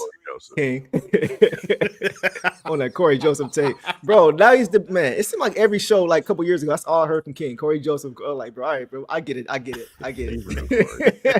every coach has that one player that gets minutes. People be like, why? It's a fact. So, yeah. I agree. By the way, guys, we are putting up a new poll as far as who you guys think should get the backup shooting guard minutes. Should it be Kevin Huerter or should it be Caris LeVert? So you guys let us know what you think about that. It's early, right? You know, Kevin Huerter just got here, and y'all can think about it too. What you guys think, long term, like come playoff time, what you think that might look like. But with Caris, I thought he was good. He got a steal, came into the game, and he got a steal. I feel like his defensive intensity is his biggest impact, at least for right now. Like he's very active with his hands. He looks more spry, like more fresh since he's come back from his illness. I think he had vertigo. Even just with how he's playing, he's diving for loose balls. He's getting on the floor. He's just more active now since he's been back. But I think defensively, he picked off another pass, right? Under the hoop, they tried to throw it out, and he just picked it off and took off with it down the court. So he made some good defensive plays. If he just does that, like you mentioned, Eric, and it's funny you say about getting out of the way. That's what Kevin Huerter said when they asked him what his role. He said, sometimes it's just me just not getting in these guys' way and just being a threat on the floor and just not getting in their way. So I think in the same way, Caris at times, he's not scoring a ton, just being a connector, just being on the court, being a threat, making the extra swing, just doing the little things to help this offense keep moving. I think if he does that and defensively just keep that up, I think he'll be all right. So that's all I got from him. He wasn't play a great game, but it was okay. It was okay for me. Yeah, right. you shouldn't be banking on like him to be a major impact player. He's gonna have like a diet kind of impact like Tobias. Like you're gonna need subtle impact plays from him here and there, knock down some timely shots, make some plays defensively. Another big, I think, impact that he can be making is just simply bringing the ball up when Cade needs to play off ball. Like sometimes we just need that because teams are gonna be trying to trap him and put extra attention his way. So again, just stay out of the way. You'll be fine. I think he did that tonight. Yeah.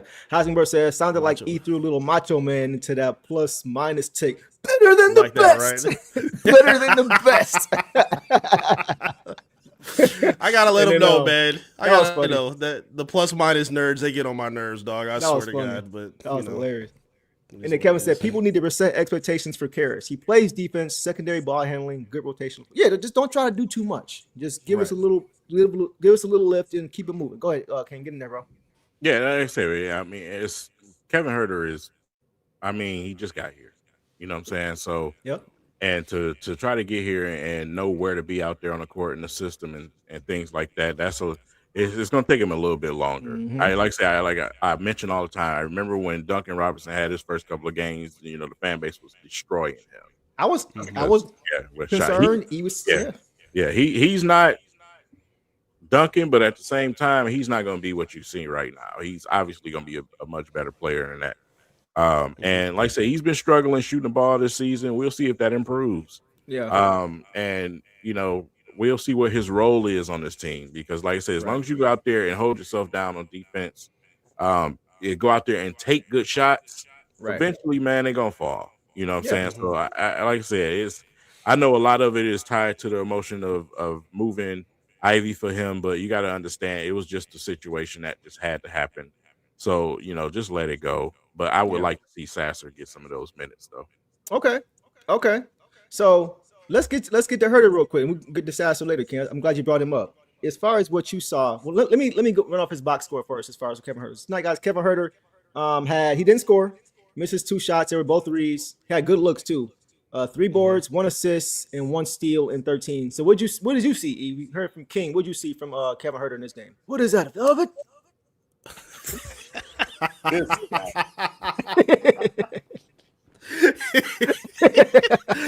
was, oh man, he was sneaking in there on y'all. That was great.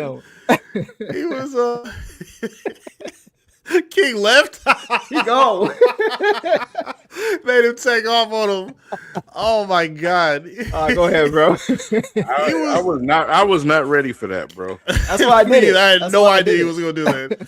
Y'all know I'm a fool, bro. Yeah, I mean, I got low expectations for Dog right now. I mean, Okay. he's kind of finding his way again. If we saw, Duncan kind of struggle getting 30-minute reps, it's going to take a minute for Huerter as well. He's trying to find his way. I like that JB is kind of splashing him in between different lineups just to see what he can do and how he can navigate. I don't have a whole lot to say about him for real. I mean, he didn't do a ton for this team. Again, those shots I think will start falling. Again, their quality look. Again, he's not getting in the way. He's not doing too much to disrupt the offense. So I don't really have a problem with how he played. And I do think over time, he'll have his impact in some games and some plays where he's able to do his thing. Yeah, I think it was a little quiet today, which is cool. It is what it is. But I think he did what he had to do. Yeah, it was just the shots not falling. He took good shots. They just didn't fall. I don't really think he wasn't that impactful on the defensive side. He was okay. He just tried to stay in front, things like that. But I think if one or two of those shots, I think once he gets a rhythm with his shot and he can catch a rhythm there, I think we'll see him kind of improve on both sides of the ball. But I think just right now, he's got to get comfortable. We can't expect him to do what he does right away when we just admittedly talked about Duncan Robinson and how he got better over the first, over the course of the season. So we got to give him the same allowance to be able to catch up to these guys and really get comfortable. So this first, I'm giving him 10 games before I'm really like, okay, what do we see here? I'm giving him 10 games, and then we'll see how he looks after those 10 games for me. But he was okay. It wasn't terrible. Just couldn't get a shot to fall. It wasn't like he was blowing assignments defensively and turning the ball over, stuff like that. Just couldn't get a shot to fall. So, Mashai, I always mess your name. I'm sorry, bro. Let me know how to pronounce it because I don't want to mess your name up. It's Mashai Yasharala. Mashai Yasharala. Okay, it's Hebrew. You got a Hebrew name. Oh, okay. Yeah, I don't like messing names up. It's all good. He always tell me it's cool, but that's just one of my pet peeves. But he says Kevin Huerter is dumpster juice. Looking like one of the worst Pistons trades of all time. Dude, I don't think so, bro. I don't think so. We talked about it last show. Like, it's too early. It's too early to say. That's a little extreme, but I know what people want to see, but that's a little extreme. You know what I'm saying? It's just too early. Like it's 2 games.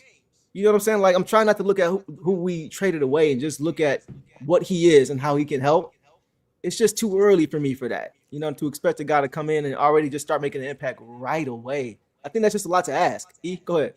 Yeah, and again, you got to understand why he was here. If you talk about one of the worst trades of all time, to me, at least for this tenure, I don't know about all time, James Wiseman is that. Because that addition made no sense at all. You had way too many bigs at that point, and you put in another young big who needed time. At the very least with Huerter, you need another shooter. He can help you defensively. He can roam. And I don't think he's going to be a backbreaker of your team. It's not like you putting the ball in his hand to set the offense constantly. He's just going to roam and kind of find his spots when he can. Yeah. So, I don't even think this will ever be a situation where we look at it like that. Again, Wiseman was a guy that they had to throw the ball in and try to work around and get his touches. That was just horrible to watch. We're not going to see that out of Kevin Huerter even on his worst day. We'll be fine. Don't worry about it. That's true. To have 2 left-handed, non-physical big men on a Detroit Pistons team, it didn't make sense, especially for the guy that we lost. Kings, this is one of Kings' guys for sure. I like Sadiq Bey too. He's doing his thing over the Pelicans, by the way, as well. He actually got me hip to. I was watching Trey Murphy the whole time, but King was like, okay, yeah, but don't forget about Sadiq Bey over there doing his thing too. He balling. King, what do you think? Playing well. He balling. Yeah, go ahead, King. Yeah, man. Like I said, it's and I see the further comment. 31% shooter walking in here. Yeah, he struggled last year too. But like I said, let's just give him an opportunity. You know what I'm saying? Let's give him some time. Yeah. You know what I'm saying? Give us some time. Let him pick it up. And shout out to Sadiq Bey over there. That's my dog, man. He balling, bro. I didn't want him to leave, but like I said, I thought him and Cade was the future together. But balling over there. I can see why at the time. Too, so it'll be interesting to see what team he go to and get an opportunity if he stays there or if he goes somewhere else. But him and Trey Murphy over there balling, bro. The 2 of them together. Y'all know that's what we've been talking about for a while. He's number 1 on my Christmas list is Trey Murphy for sure. But Bey is over there balling too, man. So I got to give him credit. His jumper looks to have returned, and his body is chiseled, bro. Like he's playing bully ball over there now. Like I got to give him credit for rebounding the way he was. He's had injuries and stuff, but he's doing his thing now. I'm sure. glad you said that, Deuce, because I just want to make this point real quick. One of the things is it took him a while, you know what I'm saying, to get himself together after that ACL tear. One thing that I wish would have happened with Ivy is that he elected to do exactly what Paul George did and sit out another season. I wish he would have did that so you can have that burst when you get back onto the court, because Paul George took a whole nother season off. That, and when you're coming from an injury like a broken leg or a Achilles, it's a 2-year minimum for me as a person. If I'm a coach or a GM, I'm like, listen, you got it two seasons at least, or a season and a half at least before I let you even get on the court. True. That's fair. That's true. And like, unfortunately, like, what I hope doesn't happen here is that, because Paul George didn't really take off again until he got shipped to the Thunder. Like, he wasn't an MVP candidate. He was top 5 in MVP voting with the Thunder. So I just hope that doesn't happen with, I mean, on a personal note for Jay, I hope it does. I still think he's going to develop and be that kind of star level player. Not even like Paul George, but he's going to be a star, I think, in his league. It's just going to be away from here. But you're right. I think that would have been good for him, because then the expectation level would have been, well, why isn't he this right away? Right? Because we knew it was going to take time. So I think that's a good point you made there, King, for sure. So we'll leave it there with Huerter, guys. We got a few more guys we got to get to, and then we'll call it tonight. Let's go now to Javonte Savage. Can you woo Green, guys? Tonight, Javonte Green finished with 4 points on 1 of 5 shooting, 0-4 from 3, 2-2 from the free throw line in 15 minutes. So let me come to you first, King. What did you see from Savage Woo tonight in this game? Well, I call him Joy Roll Javonte. That's what I call him.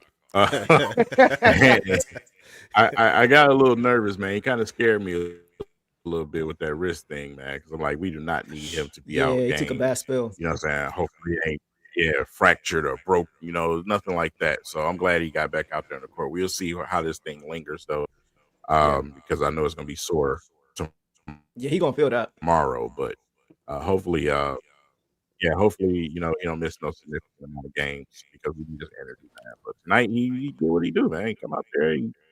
I mean, it's the same thing with him and Ron Holland every single night, bro. You're going to get some 3 You breaking up, Brody. point shooting. You're going to get the defense, the energy. You're going to get everything that he got. Man. We'll come back to you. Go ahead, E.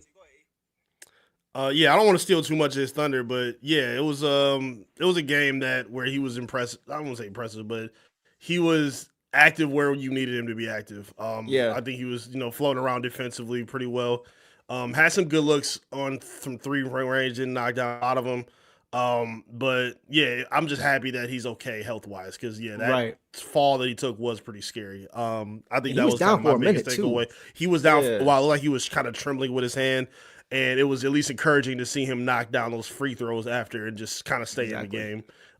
He's another one of, like, Pistons have a lot of break the glass guys where, like, things are kind of just, sputtering and they're not really going in a positive direction and need a little bit of energy. He's one of those guys that you bring off and say, hey, help us out a little bit. We need something to get us going. And he's, can be that guy on occasion. Wasn't really that tonight, but he can be when you need him. Again, luckily they have different guys that can kind of fill that void in that role. And again, he didn't get in the way. So I'm happy with what they were able to get out of him. And he's shown that he can still be reliable in places that they need him. I agree. We have a member here, E, who has the slogan for Javonte Green, and it's Mr. What You Need, Coach. He always talks about Mr. He said, what you need? That's his nickname for him. Tonight he says Javonte was Mr. It's Paul Reed's night tonight. He got us, Coach. That's real. And that was the case. That was the case. I like that. Yeah. It's the thing with him, bro. It's like he plays the same way every game. I think the difference for a lot of people as to if he played great or not is his shooting. Like, if he was 0 for 4 from 3, if he goes 2 for 4, everybody's saying he had a great game, but he went 0 for 4, so he didn't. He plays the same way. The only thing that changes is his shooting. The thing that he can control, which is his effort, his anticipation, his getting out in transition, his defense. Those things are always constant. The shot's not always going to be there. So, and after him hurting his wrists, I'm not surprised that he went 0 for 4 after that. He hit the free throws, but he had some good looks after that, just didn't fall. So I'm not mad at that. Like, he's going to play the same way. He didn't hurt us. He just missed shots, Yeah, that's what those those non-negotiables that JB asked for. Like those are the things that they bring every single night. So again, even if you don't bring the jumper, or even if you're, those kind of attributes aren't coming, at the very least you're getting effort. Like I'm hitting the glass, I'm boxing out, I'm doing the little things to make sure we're putting ourselves in the best position possible to win. And at the very least, that's all you can ask for, especially from those bench guys. Like you're not gonna ask for Cade like responsibility from Javonte. Like he's just supposed to do the little things to win those minutes where Cade is on the bench taking a break. And I think he does a great job of kind of keeping the ship afloat for him. 100%. He's just consistent with his play. He's just consistent. You know what you're gonna get. It's not like it's game to game. It's like, he had a great game. He had, you know what you're gonna get, which is important. So we'll leave it there on him, guys. We'll quickly go to Stu. He only played 11 minutes in this game tonight, guys. 2 points, 1 for 2 from the field, 0 of 1 from 3-point, and that's pretty much it. He didn't play enough to really impact this game, I don't think. But what do you see from him in his limited minutes outside of about to go run a fade?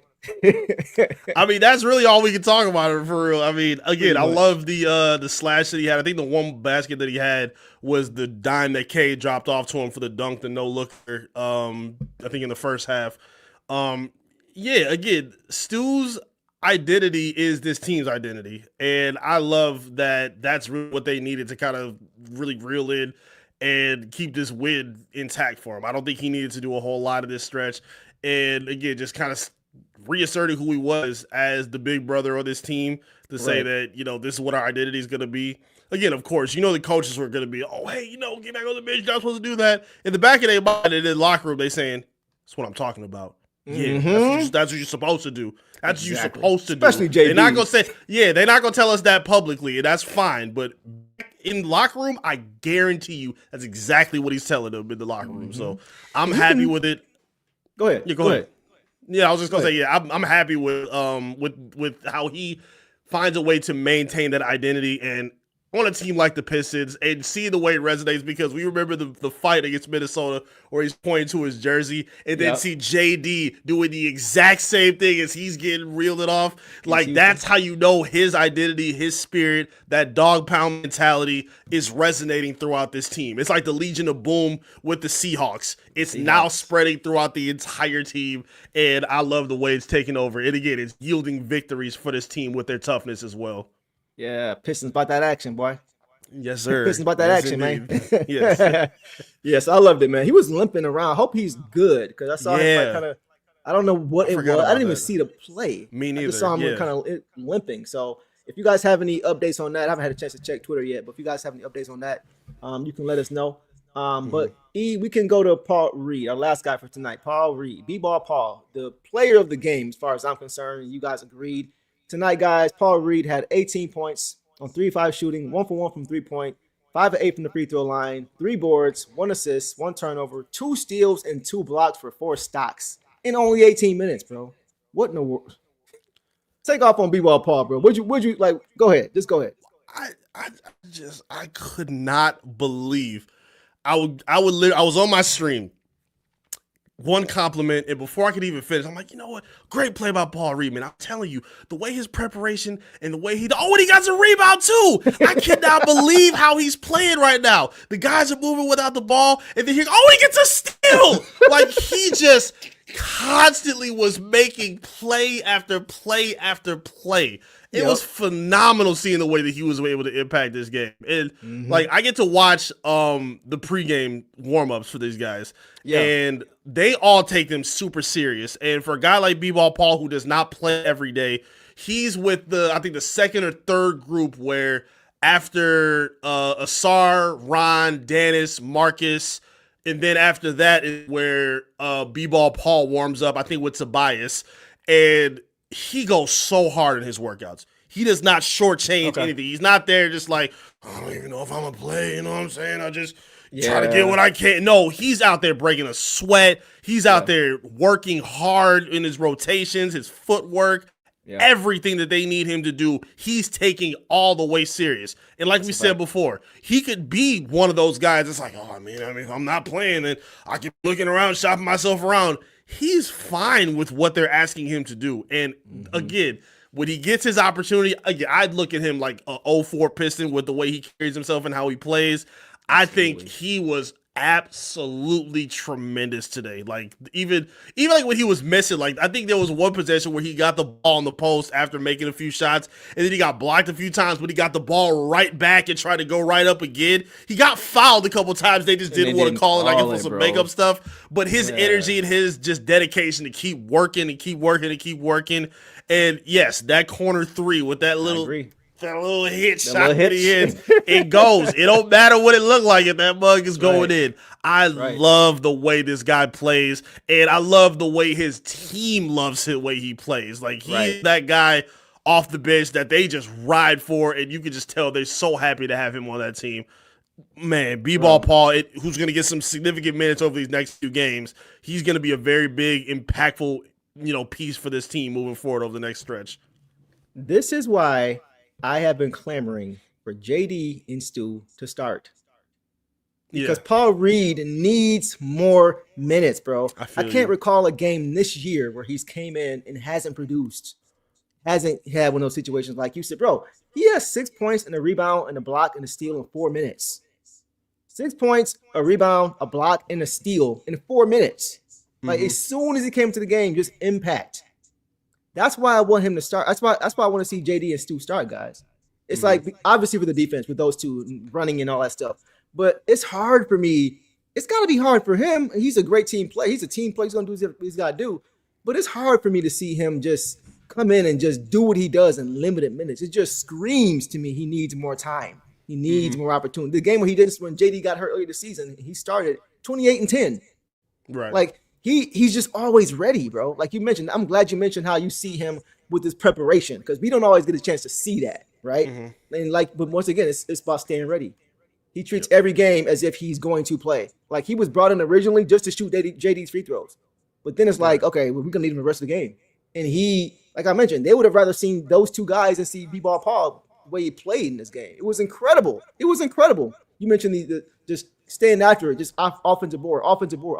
Like he's just relentless, bro.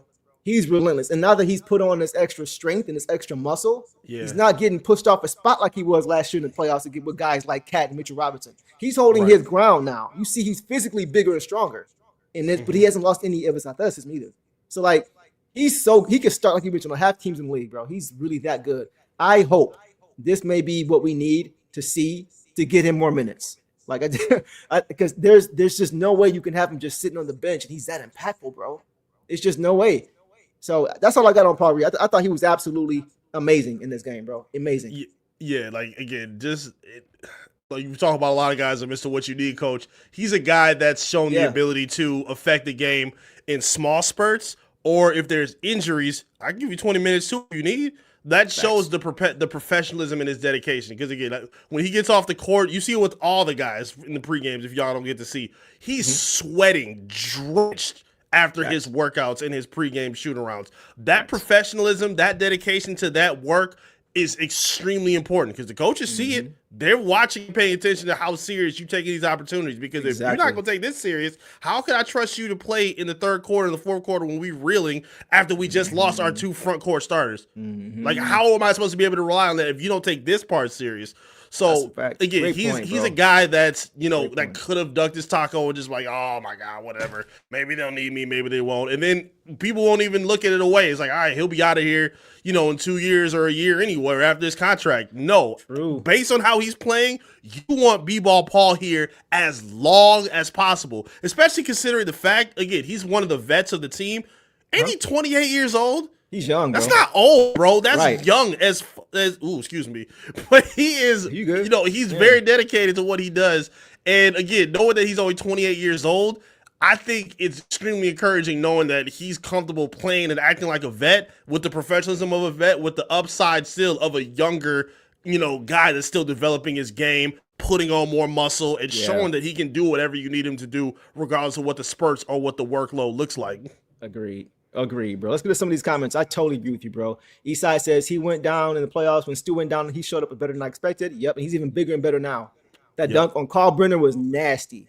That two-handed dunk, he put him on a poster. Ferocious, And that's the thing about him too. He can play the 5 or the 4. You can play. He's interchangeable. The way Daniss is interchangeable with Cade and whoever you got like playing the point or the shooting. he can play the 4 or the 5. That's what I love. He can play with Stu or he can play with JD. So he has to play more. He got them new shoulders, says Kingmaker. And he got a ton of deflections, right? Just being active with his hands. He just does a lot of little things for sure that this team needs, man. Mouser, I'm with you, because if they lose, if the Thunder lose to the Lakers, then the Pistons are in first place.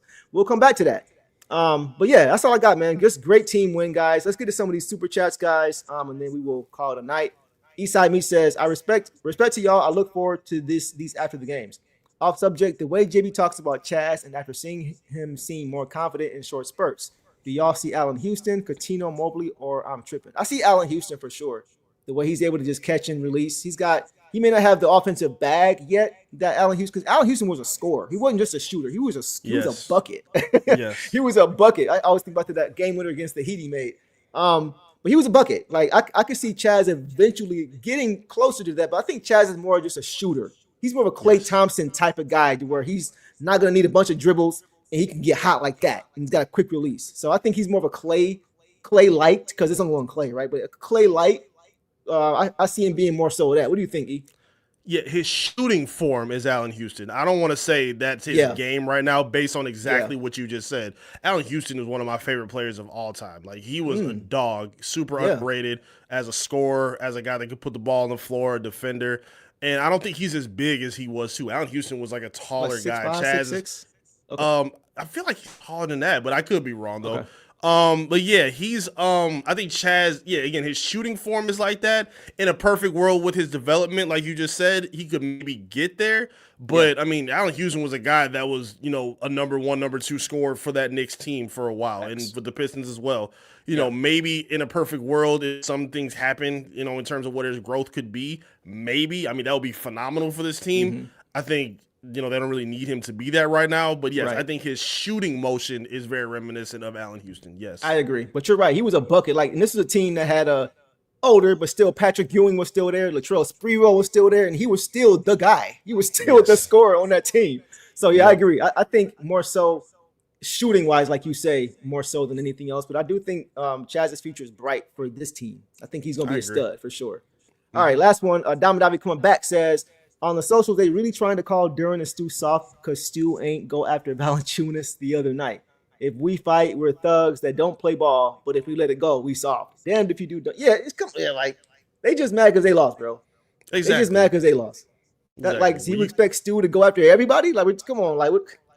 I don't even know what to say sometimes, bro. Like, some people you just can't win for losing sometimes. Yeah, if you're a prize fighter, you don't have to fight everybody you see. You fight when you want to fight, when you want to set a tone. Like, I like Denver, but hey, maybe he didn't look at Valanciunas as a worthy fighter. He saw the situation. He saw his little brother, in a situation where he wanted to step up for him. I have no problem with that. Again, and we won both of the games. So who really gives a damn about what they got to say about that? When you winning, when you got the momentum on your side, let the haters talk. This is all what comes with this territory, y'all. Enjoy this. You don't have to entertain it or argue with it. Let them talk how they want to talk. Because if you look at other teams around the league, teams like the Knicks would kill to have a beef stew on a team. They would kill to have a little bit of what's inside a beef stew inside a cat. Pause. But like the softness of a guy like him, they would kill to have some of that dog in Cat's game. But they don't have that. So that's fine. Just laugh. Just laugh from the side as you enjoy this ride and enjoy the hate. That's what you're supposed to do. That's a mic drop right there, bro. I ain't got nothing to add to that. Dom, hopefully he covered that pretty well because, I'm going to leave that there. Well said, bro. Well said. But I definitely agree with you, Dom, for sure. Appreciate you as always, man. So, look, man, before we get out of here, last thing, I want to hit on something quickly. I was talking about fans and outsiders, stuff like that. We all know the Pistons are top in the East right now, top of the conference. They've been there pretty much 80% of the year. But we always seem to hear around the league is the Pistons haven't really played anybody yet. Their strength of schedule hasn't been strong. Well, check this out, guys, because numbers don't lie. The Pistons, guys, as of right now, are 16-6 against teams 500 or better. And I verified this. I checked this. This is actually a fact. Somebody sent this to me the other day. Shout out to you. But this is the latest example of how it's DVE, Detroit versus everybody. Everybody's finding reasons with us. The Pistons have the best record in the league against teams 500 or better. Not the Thunder, not the Nuggets, not the Rockets, not the Knicks, not the Celtics, the Pistons, us. So we are playing quality teams, right? Just like everybody else, and we're beating them more than anyone else. So I don't want to hear, it's not like we're 5-1 because we haven't played nobody yet. And in this, small samples, like 16-6 is 22 games we played against teams 500 or better. And we're better than everybody else in the league, and it's not close. So the next time you hear that narrative, remind them that the numbers don't lie and keep it moving. Like he just said. Go ahead, bro. Get in there. If y'all follow me on social media, like I don't care when other teams and fans do this. They, like I push a lot of these kind of things to the forefront of my arguments when I make arguments like the Pistons being the best team in the league, Cade deserving more respect for MVP. It's not just because I'm a fan of this team. I am, and people will call me a fanboy, even as a beat reporter. I don't give a damn what they think. Right. I'm a fan of this team, but I'm also trying to restore common sense and people to actually do the work before they just blurt out narratives like what Deuce was talking about. So when you look at the facts and do a simple Google check or just do your own research on your own, you actually find out the Pistons are better than you actually thought they were. Cade is actually worthy of challenging someone like SGA, regardless of what his shooting efficiency is. It's not just because I'm a fan of this team. I'm trying to restore some certain things that the media and a lot of talking heads just don't respect with the Detroit Pistons. It's narrative arguments. It's a lot of this stuff where people look at just these guys that are on the Western Conference like they just cannot be touched. And that's cap. What the Pistons are doing right now should be respected amongst everybody in the NBA because they've been just as good throughout the entire stretch of the season as anybody else. And if anybody is questioning y'all about that, put your foot in their ass and show them the facts that you are correct about what we telling you. That's exactly what you should be telling them, man. Eric, why are you expecting everybody to think and using thinking caps in 2026? You're right. What am I talking about? You're stuck in the past, sense, bro. Yeah, common sense is, not so common anymore. You're right, big dog. You're right, Devon. So listen, guys, we will end it there on Eric's mic drop again. The Pistons look ahead, right? So as far as their schedule, the Pistons up next have the Toronto Raptors. That is coming this Wednesday at 7:30. That'll be an interesting game. These two teams have not played yet. The Pistons have not seen Scotty Barnes and Brandon Ingram yet this season. So we will get a first look at the Raptors this year. I think they're currently 5th in the West or in the East. And they're off to their best start since 2022. So they're playing well. They're not on our level yet. I think they're a good team, right? But I think it's definitely a game the Pistons will get up for. And I think it's a game they'll win as well. So we'll leave it there, man. You got anything else, bro, before we get out of here? I'm cool, man. I appreciate the time. Again, this was a super exciting game. I love being able to sit up here and chop with y'all, man. This is the greatest fan base in the world, and it's one of the best times in the world to be a Piston fan, man. So shout out to y'all for being here, supporting this platform, and being here rocking out with us, man. Y'all the greatest. And y'all make sure y'all go check out Eric Benson, man. Top Title Detroit on YouTube. I am Eric Benson on X. I am Eric Benson on Instagram. It's a shame I know all your handles, bro, because I spend way too much time probably looking at your stuff and you're reading the articles and stuff. And y'all make sure y'all go check him out, man. We will have a link in the description to everywhere you can go find him and learn more about the game and learn more about Pistons basketball for sure, because he will definitely enlighten you because he's done it for me on a time or two before. So we'll leave it there, guys, for sure. But listen, we appreciate you guys for showing up and showing out as you guys always do, man. Make sure you guys smash that like button and subscribe if you are new. So listen, we hope you guys have a great night. Everybody stay warm, stay safe, and y'all know the drill, man. Detroit versus everybody. Peace.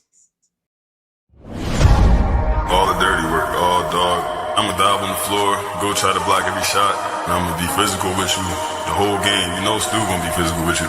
When you think of the Pistons, you think it's just hard work and just gritty basketball. That's just the identity you gotta have when you put on that jersey. I'm not your average breed of K9. Not a good dog, I'm bad boy for life. I set the tone, don't care about no tick. Let it be known, I get my respect. Come in the lane and see I don't bluff. If you retaliate, that's on ya. Talking pundits, I hear your shade. Talking that shop, you must run this way. Put the dog palm, mess around, find out, Put the dog palm, mess around, find out,